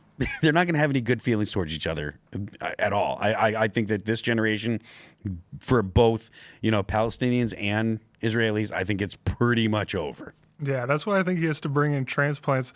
So who wants to move to Gaza? Hell no. Hell no. Well, if the entire population was displaced and they secured it with the most powerful, there's nothing left. It's flat. And they started building casinos or something. People might want to come there in 10 or 15 years. But that's fiction. That's not reality. Yeah, you can't have the people that are looking to, shoot rockets into their neighbors' backyard. You're not going to have people that are like, well, I'm going to go to Gaza and go to the Trump Hotel and gamble. Trump Hotel in Gaza. Trump. I'm not going to Mara Gaza or whatever. So that way I can gamble and then hope that rockets don't, land here. Hope the Israelis don't retaliate against something. What if he gave you just a gold star condo in the new Trump Tower? Would you move to Gaza? No. Is it a casino? It's a casino as well. Timcast IRL live from New Gaza. Yes. Live from Maragazo. Maragazo. The funny thing about Maragazo and Mar-a-Lago, when people are saying that, is that Mar-a-Lago means from the lake to the sea. Oops. Ooh. And then when you have Maragaza, it's from the river to the sea. You've got awkward. Yeah. So what was the population? But Maragaza Gaza would just before? mean from the sea to Gaza. What was the population number of Gaza before October 7th? 2 million. Are you sure? I thought it was 3. No. Was it 2? Wow. I don't know. I can Google it, but that's massive. It's like Manhattan levels. Currently, it's 2.1 million allegedly. Yeah. So it was definitely Currently. 2.1 million from 2.26. Oh, okay. Which I don't know if they can count. 2.2. All of Yeah. it. Well, Just wondering, how many of our illegals we could ship there theoretically, wow. but it wouldn't even scratch the surface. So never mind. Well, they They have would 50 mil, right? I like how you think. Have you guys seen the commercials from Kristi Noem? She has commercials as head of DHS saying, leave. She was like, if you are here illegally now and we remove you, the American dream is over for you and you could never come back. But if you leave now, we may let you in the future. So do the right thing. Yeah. Just I love commercial saying that. So The concern, though, is I don't think we would send illegal immigrants to Gaza. That's silly. They'd send them to Ukraine. Right. Yeah. Right. Replace the male population. They've already introduced the bill to grant citizenship to illegal immigrants who join the military. And then when war comes to the, NATO, they're going to say that I do think that was a large component of their plan. That's why they're bringing a lot of like young men and calling them refugees, because there were these bills to grant them citizenship if they joined the military. And then we get war with Russia. Guess who's getting sent out on the first boats? It's going to be those who are trying to get citizenship. Yeah. So I don't know, man. My bigger concern is just, do we actually want to be involved in these wars? And I think the challenge Trump has is that Hamas probably knows we don't. To be fair, Trump is dumping money into Israel, and he's not going to back away from that. But considering his stances on Ukraine and other places, they may make the bet that he's got a limit.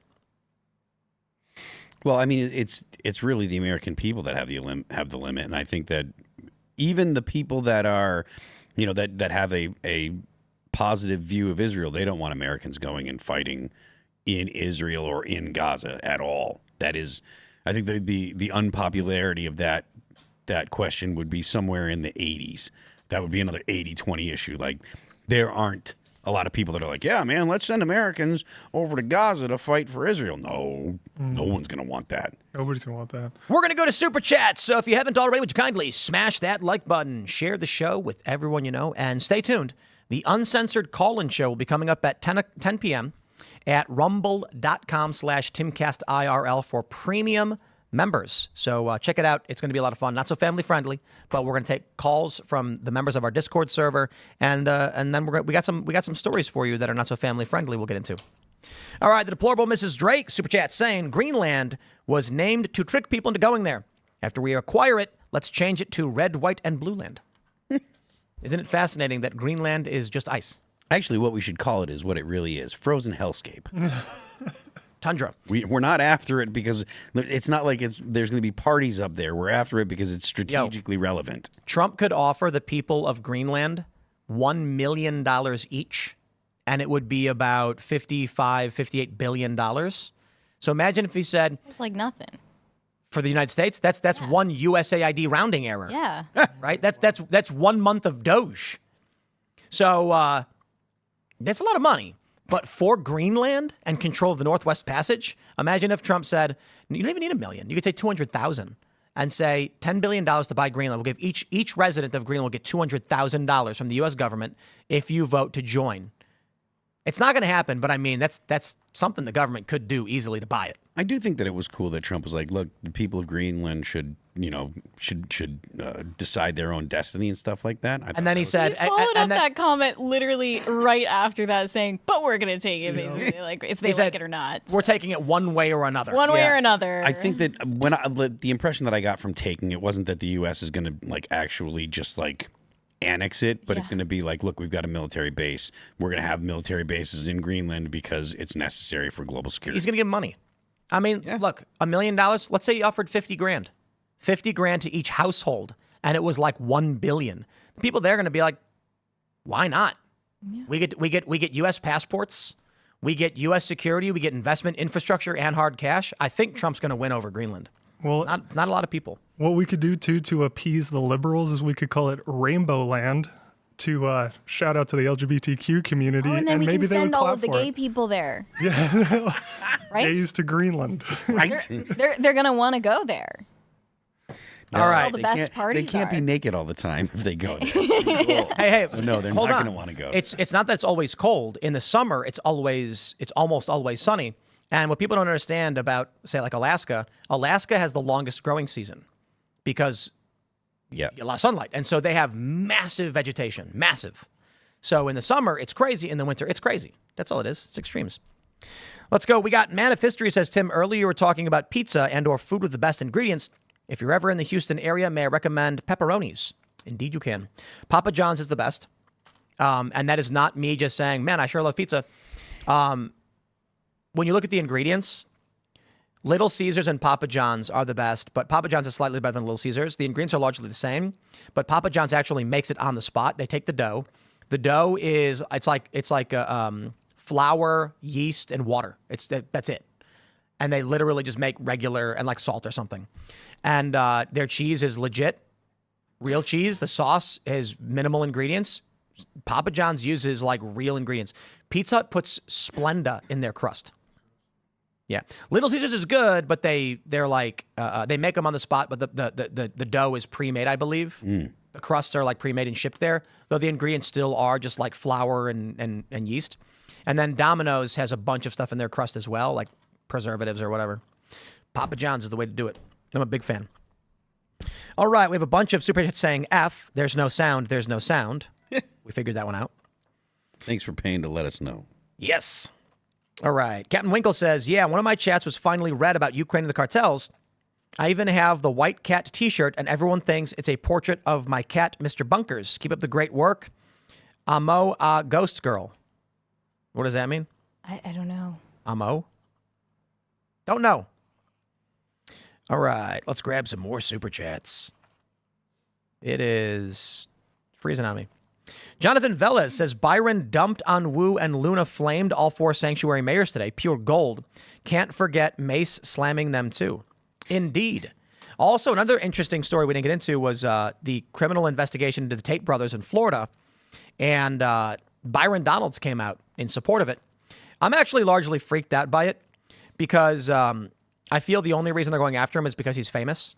I get that he said a bunch of really awful things on camera on various shows several years ago about something he did years prior. So you could make accusations against him, but there's something that's kind of just like, by all means, if he committed crimes, go after him. If he's admitted to it, then investigate those things. I get it.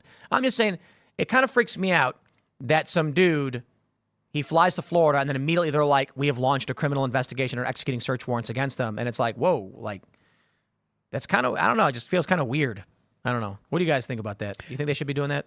I don't think that an investigation is beyond the pale. I don't think that it's obviously. I don't want to see, an abuse of power. I don't want people to throw the guy in jail just because they don't like him. He's said some things that people don't like. That's fine, but he's also admitted to crimes on video and stuff like that. So if they do an investigation and it's legit, fine. So wait, which crimes did he admit to? He's admitted to. I'll say this. I've seen only a bunch of viral clips that people have shared, but the problem I have with that always is that people take things out of context all the time. There's certainly a litany of videos of him saying things like take their accounts, like one where he said, don't let them control their social media so they can't leave you and they have to do whatever you say. Mm-hmm. So he's basically saying like he puts women in a position where they can't leave and they'll do whatever he wants.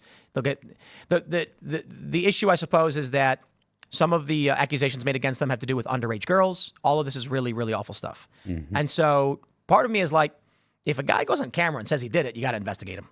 I don't care who he is. The other part of me is Florida wasn't investigating him at all. And then he flies to the United States to do a podcast or whatever. And immediately Florida's like, get him. And I'm like, I don't know. It just seems disconcerting, I guess. But I suppose the real question is, I guess, investigate the guy if he said it on camera, Said what, though? What did he say on camera? It's been a while since I've even kept track of this story. This is the thing about the videos that have gone viral is that he's largely talking about amoral degeneracy behavior. Oh, yeah, throw him in jail. Okay. That's how I feel. Why do we need to even litigate, like, how old were they, blah, blah, blah? No, just throw them in jail. Degenerate, gone. Yeah. Right to jail. I mean, that's legitimately how I feel. I know I'm being a little bit tongue-in-cheek, but, like, we should have obscenity laws and moral policing, and and seduction should be a crime on the books. And that's exactly what he has described himself doing to these women as a manipulation tactic, seduction.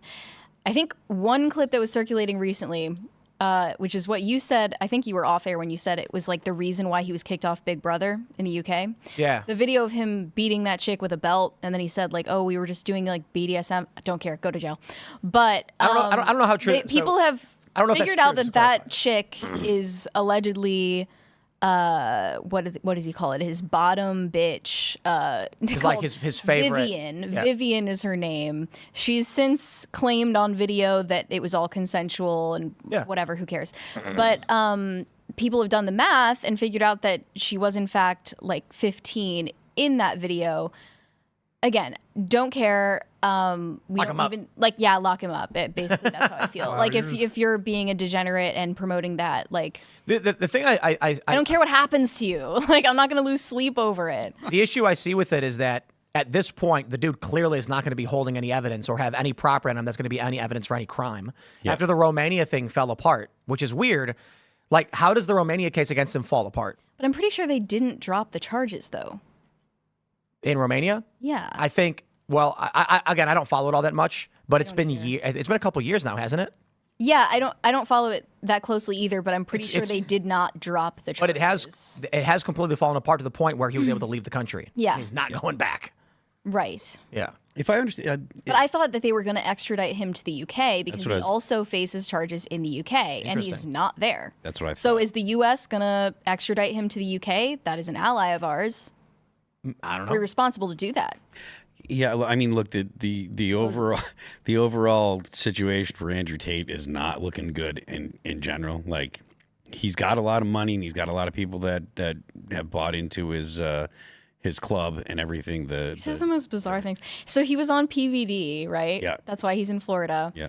And he said that the reason why admittedly, I did not watch the clip, but the caption said he claims men went to Epstein Island because they're not allowed to have multiple wives. Oh God. What? And I was just like, does anyone hate men more than Andrew Tate? Like, you just think all men are pedophiles? Well, that and he said... Sorry, this is supposed to be a family-friendly show. I just said... Didn't he recently tweet that a man should have as many children with as many women as possible because Yes. then you're a conqueror? It's- And it's like, well, the Western world, the greatest civilization in human history, was built on monogamy. Ghetto. He just said something extremely ghetto.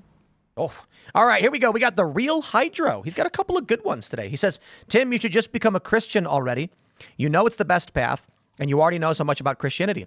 We're actually discussing this a little bit before the show. The issue is I don't believe in Christ, so I'm not going to lie and pretend I do. It's just not in me. But I do think that the Christian moral tradition is the superior moral tradition, and I believe it is the most likely to lead to a prosperous and beneficial future for all of mankind. But that's a logical system, and we probably need to go. I need to sit down with Jordan Peterson. That's what I need to do. How far are you willing to investigate the question? Because it's really all about, did Jesus Christ resurrect from the dead?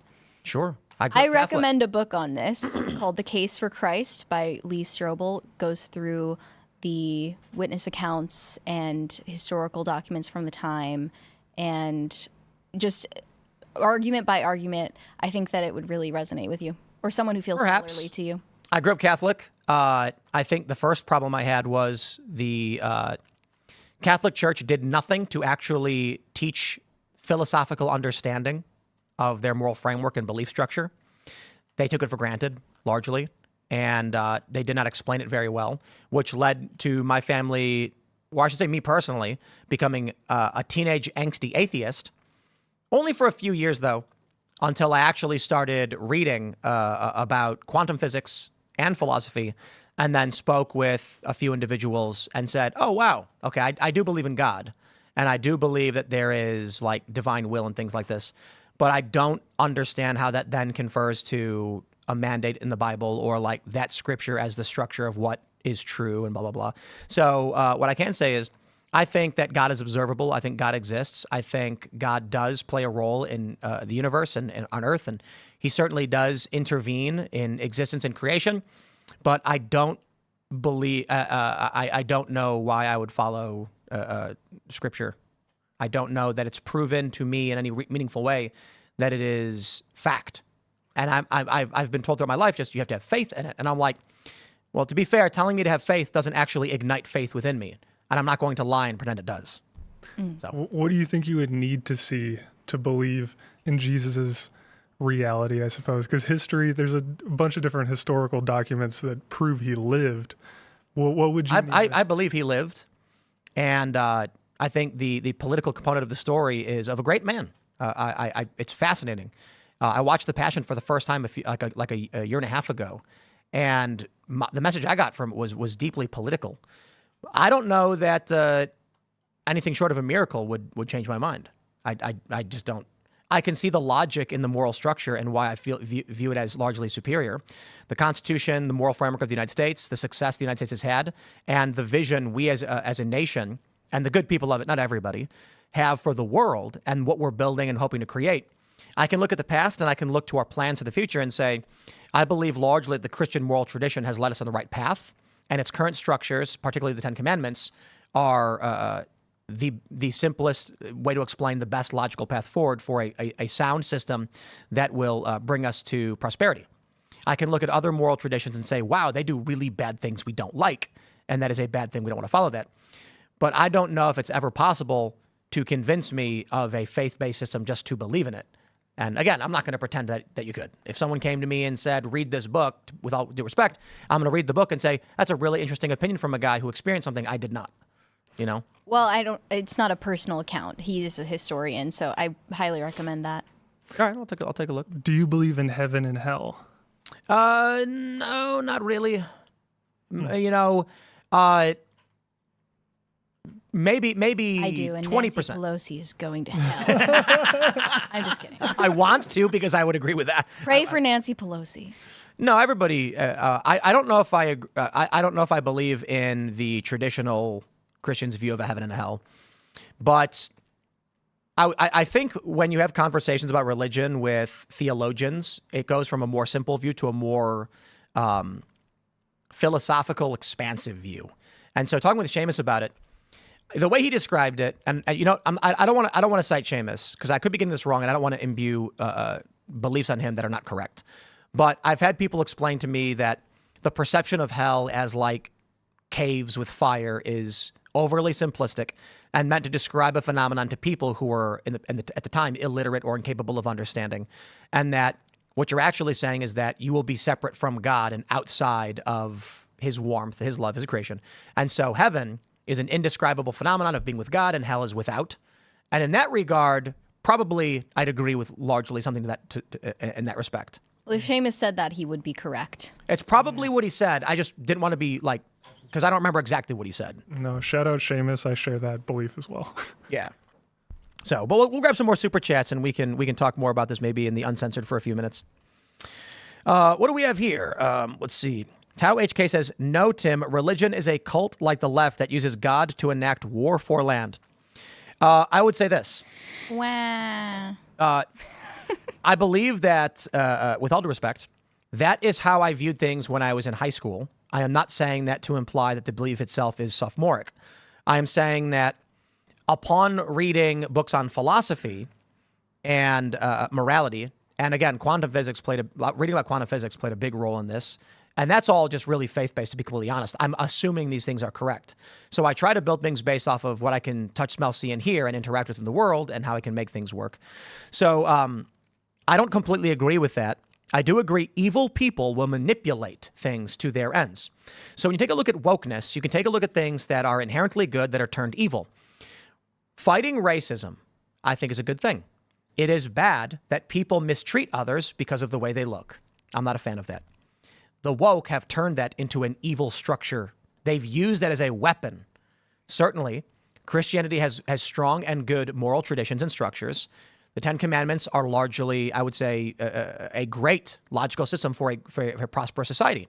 And there are evil people who would claim to be divine or prophets or whatever to push people into dark paths to manipulate them. Evil people doing evil things does not inherently mean that a belief structure or moral tradition is a bad thing. So some religions are bad and have bad moral traditions, and some are good and some are the best. All right, we got a lot of religion ones today. Drewish says, God created us with a desire for Him and something greater than ourselves. All of us try to fill it, but only those seeking God will accomplish it. I do believe that there is divine mandate from God, and I believe that we must be dutiful to Him. Probably largely because I grew up Catholic, but I don't, again, like, I'm not going to pretend that I read the Bible and said, wow, I believe this. It didn't resonate with me. But I believe that there is a reason we are here, and we have duty and obligations that must be fulfilled. And that's why I have large disdain for many liberals, because they live only for themselves in the moment. And that's why also these like red pill dating bro guys, largely exist the same way. Although many of them might be more anti-woke to a certain respect because they don't like how feminism attacks masculinity, they're still largely living in this world of everything for me and of me. You know what I mean? I reject that. I think, you know, we exist for everything else, you know? Yeah. I think the red pill guys are right about the symptom, wrong about the answer. Yeah. I particularly don't like the bang as many women as possible and have as many kids. Western civilization was built on monogamy. I know there's bad people who did bad things and they created divorce and there's no fault divorce. That doesn't mean that we abandon a strong moral tradition, which helped build prosperous families and civilization. And also the guys who are saying things like, don't marry women because the state is bad and women might do bad things to you. They might divorce you and take your money. And I'm like, first of all, who are you dating, right? For the Christians out there who are going to church and meeting good Christian women of actual moral virtue, they have a lot less to worry about. And Catholics have substantially lower rates of divorce than any other denomination.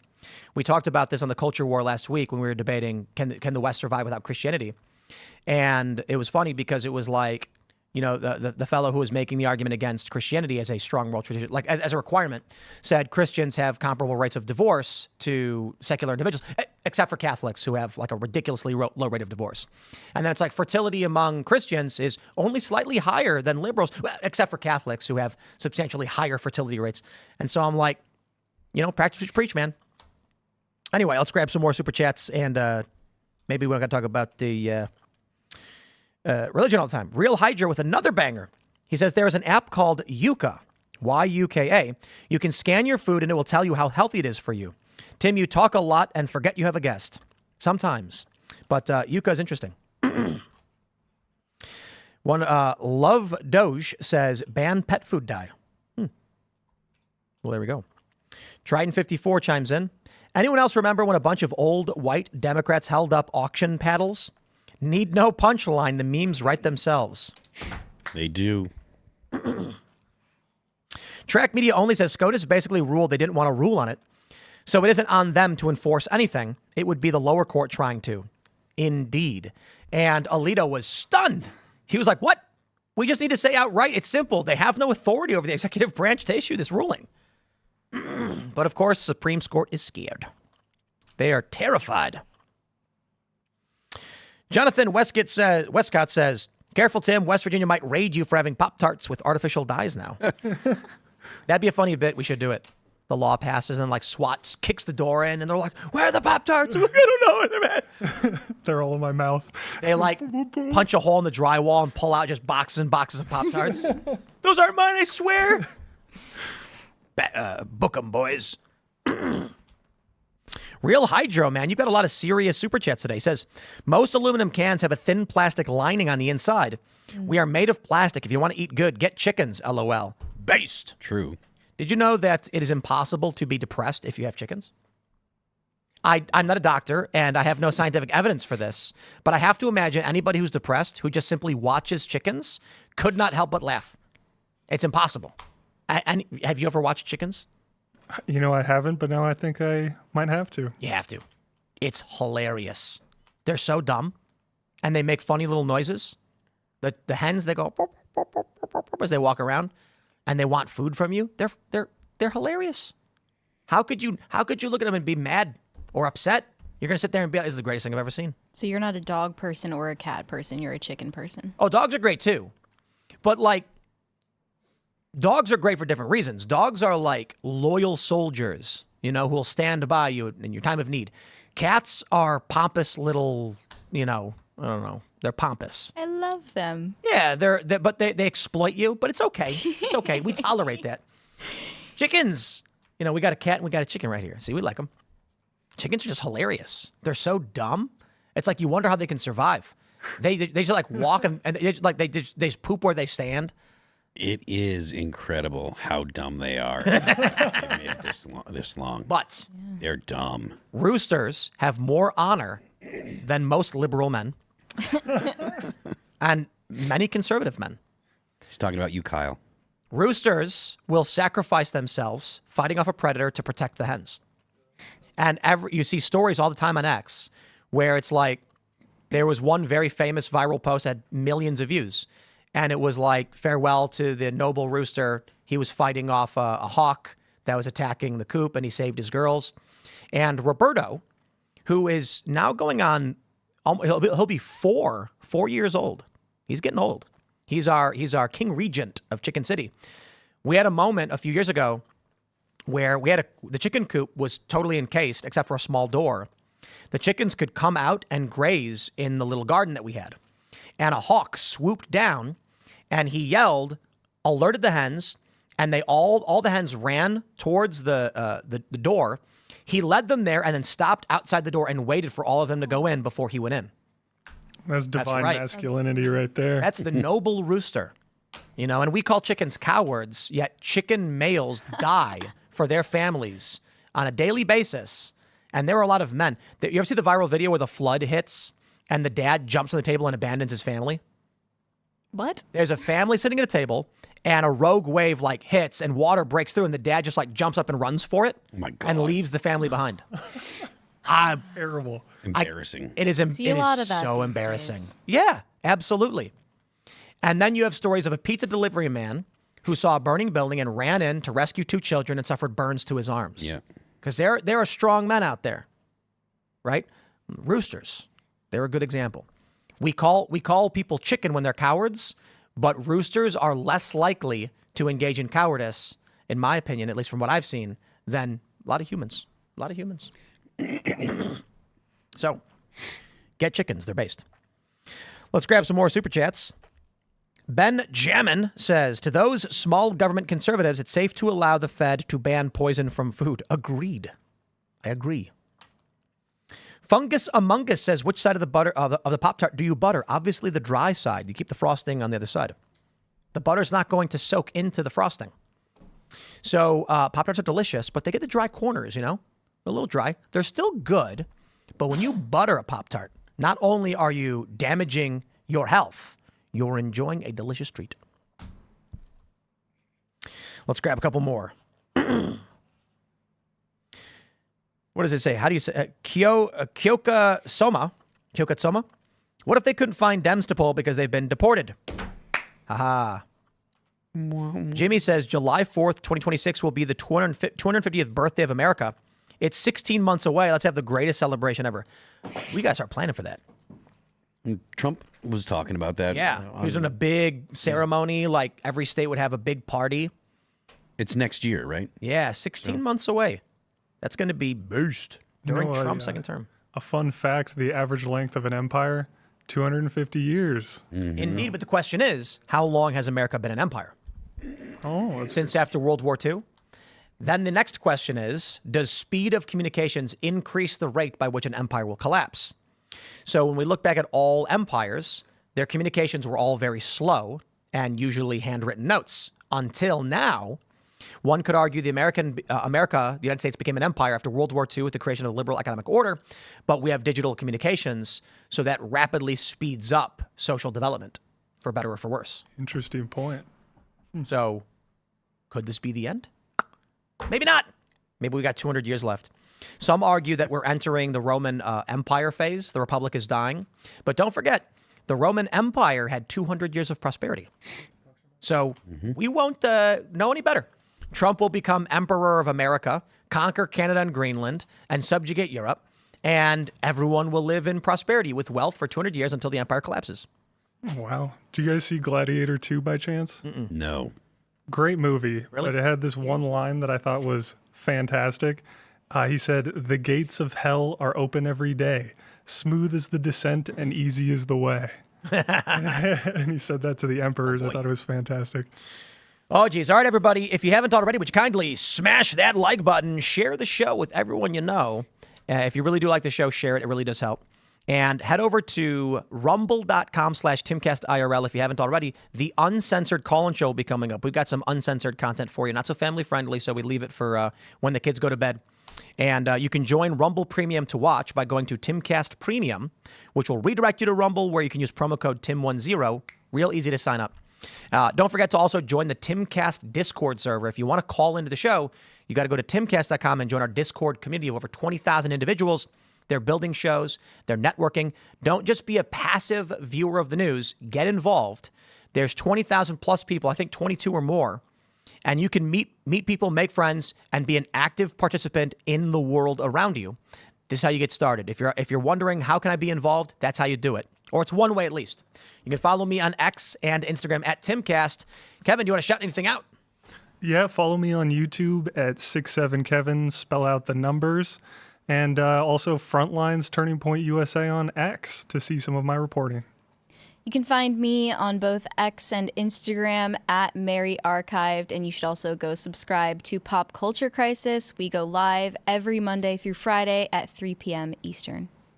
I am Phil That Remains on Twix. You can subscribe to my X page there. I'm Phil That Remains Official on Instagram. The band is All That Remains. You can check out our new record, Anti-Fragile. It dropped on January 31st. You can check it out on YouTube, Apple Music, Amazon Music, Spotify, Pandora, and Deezer. Don't forget the left lane is for crime.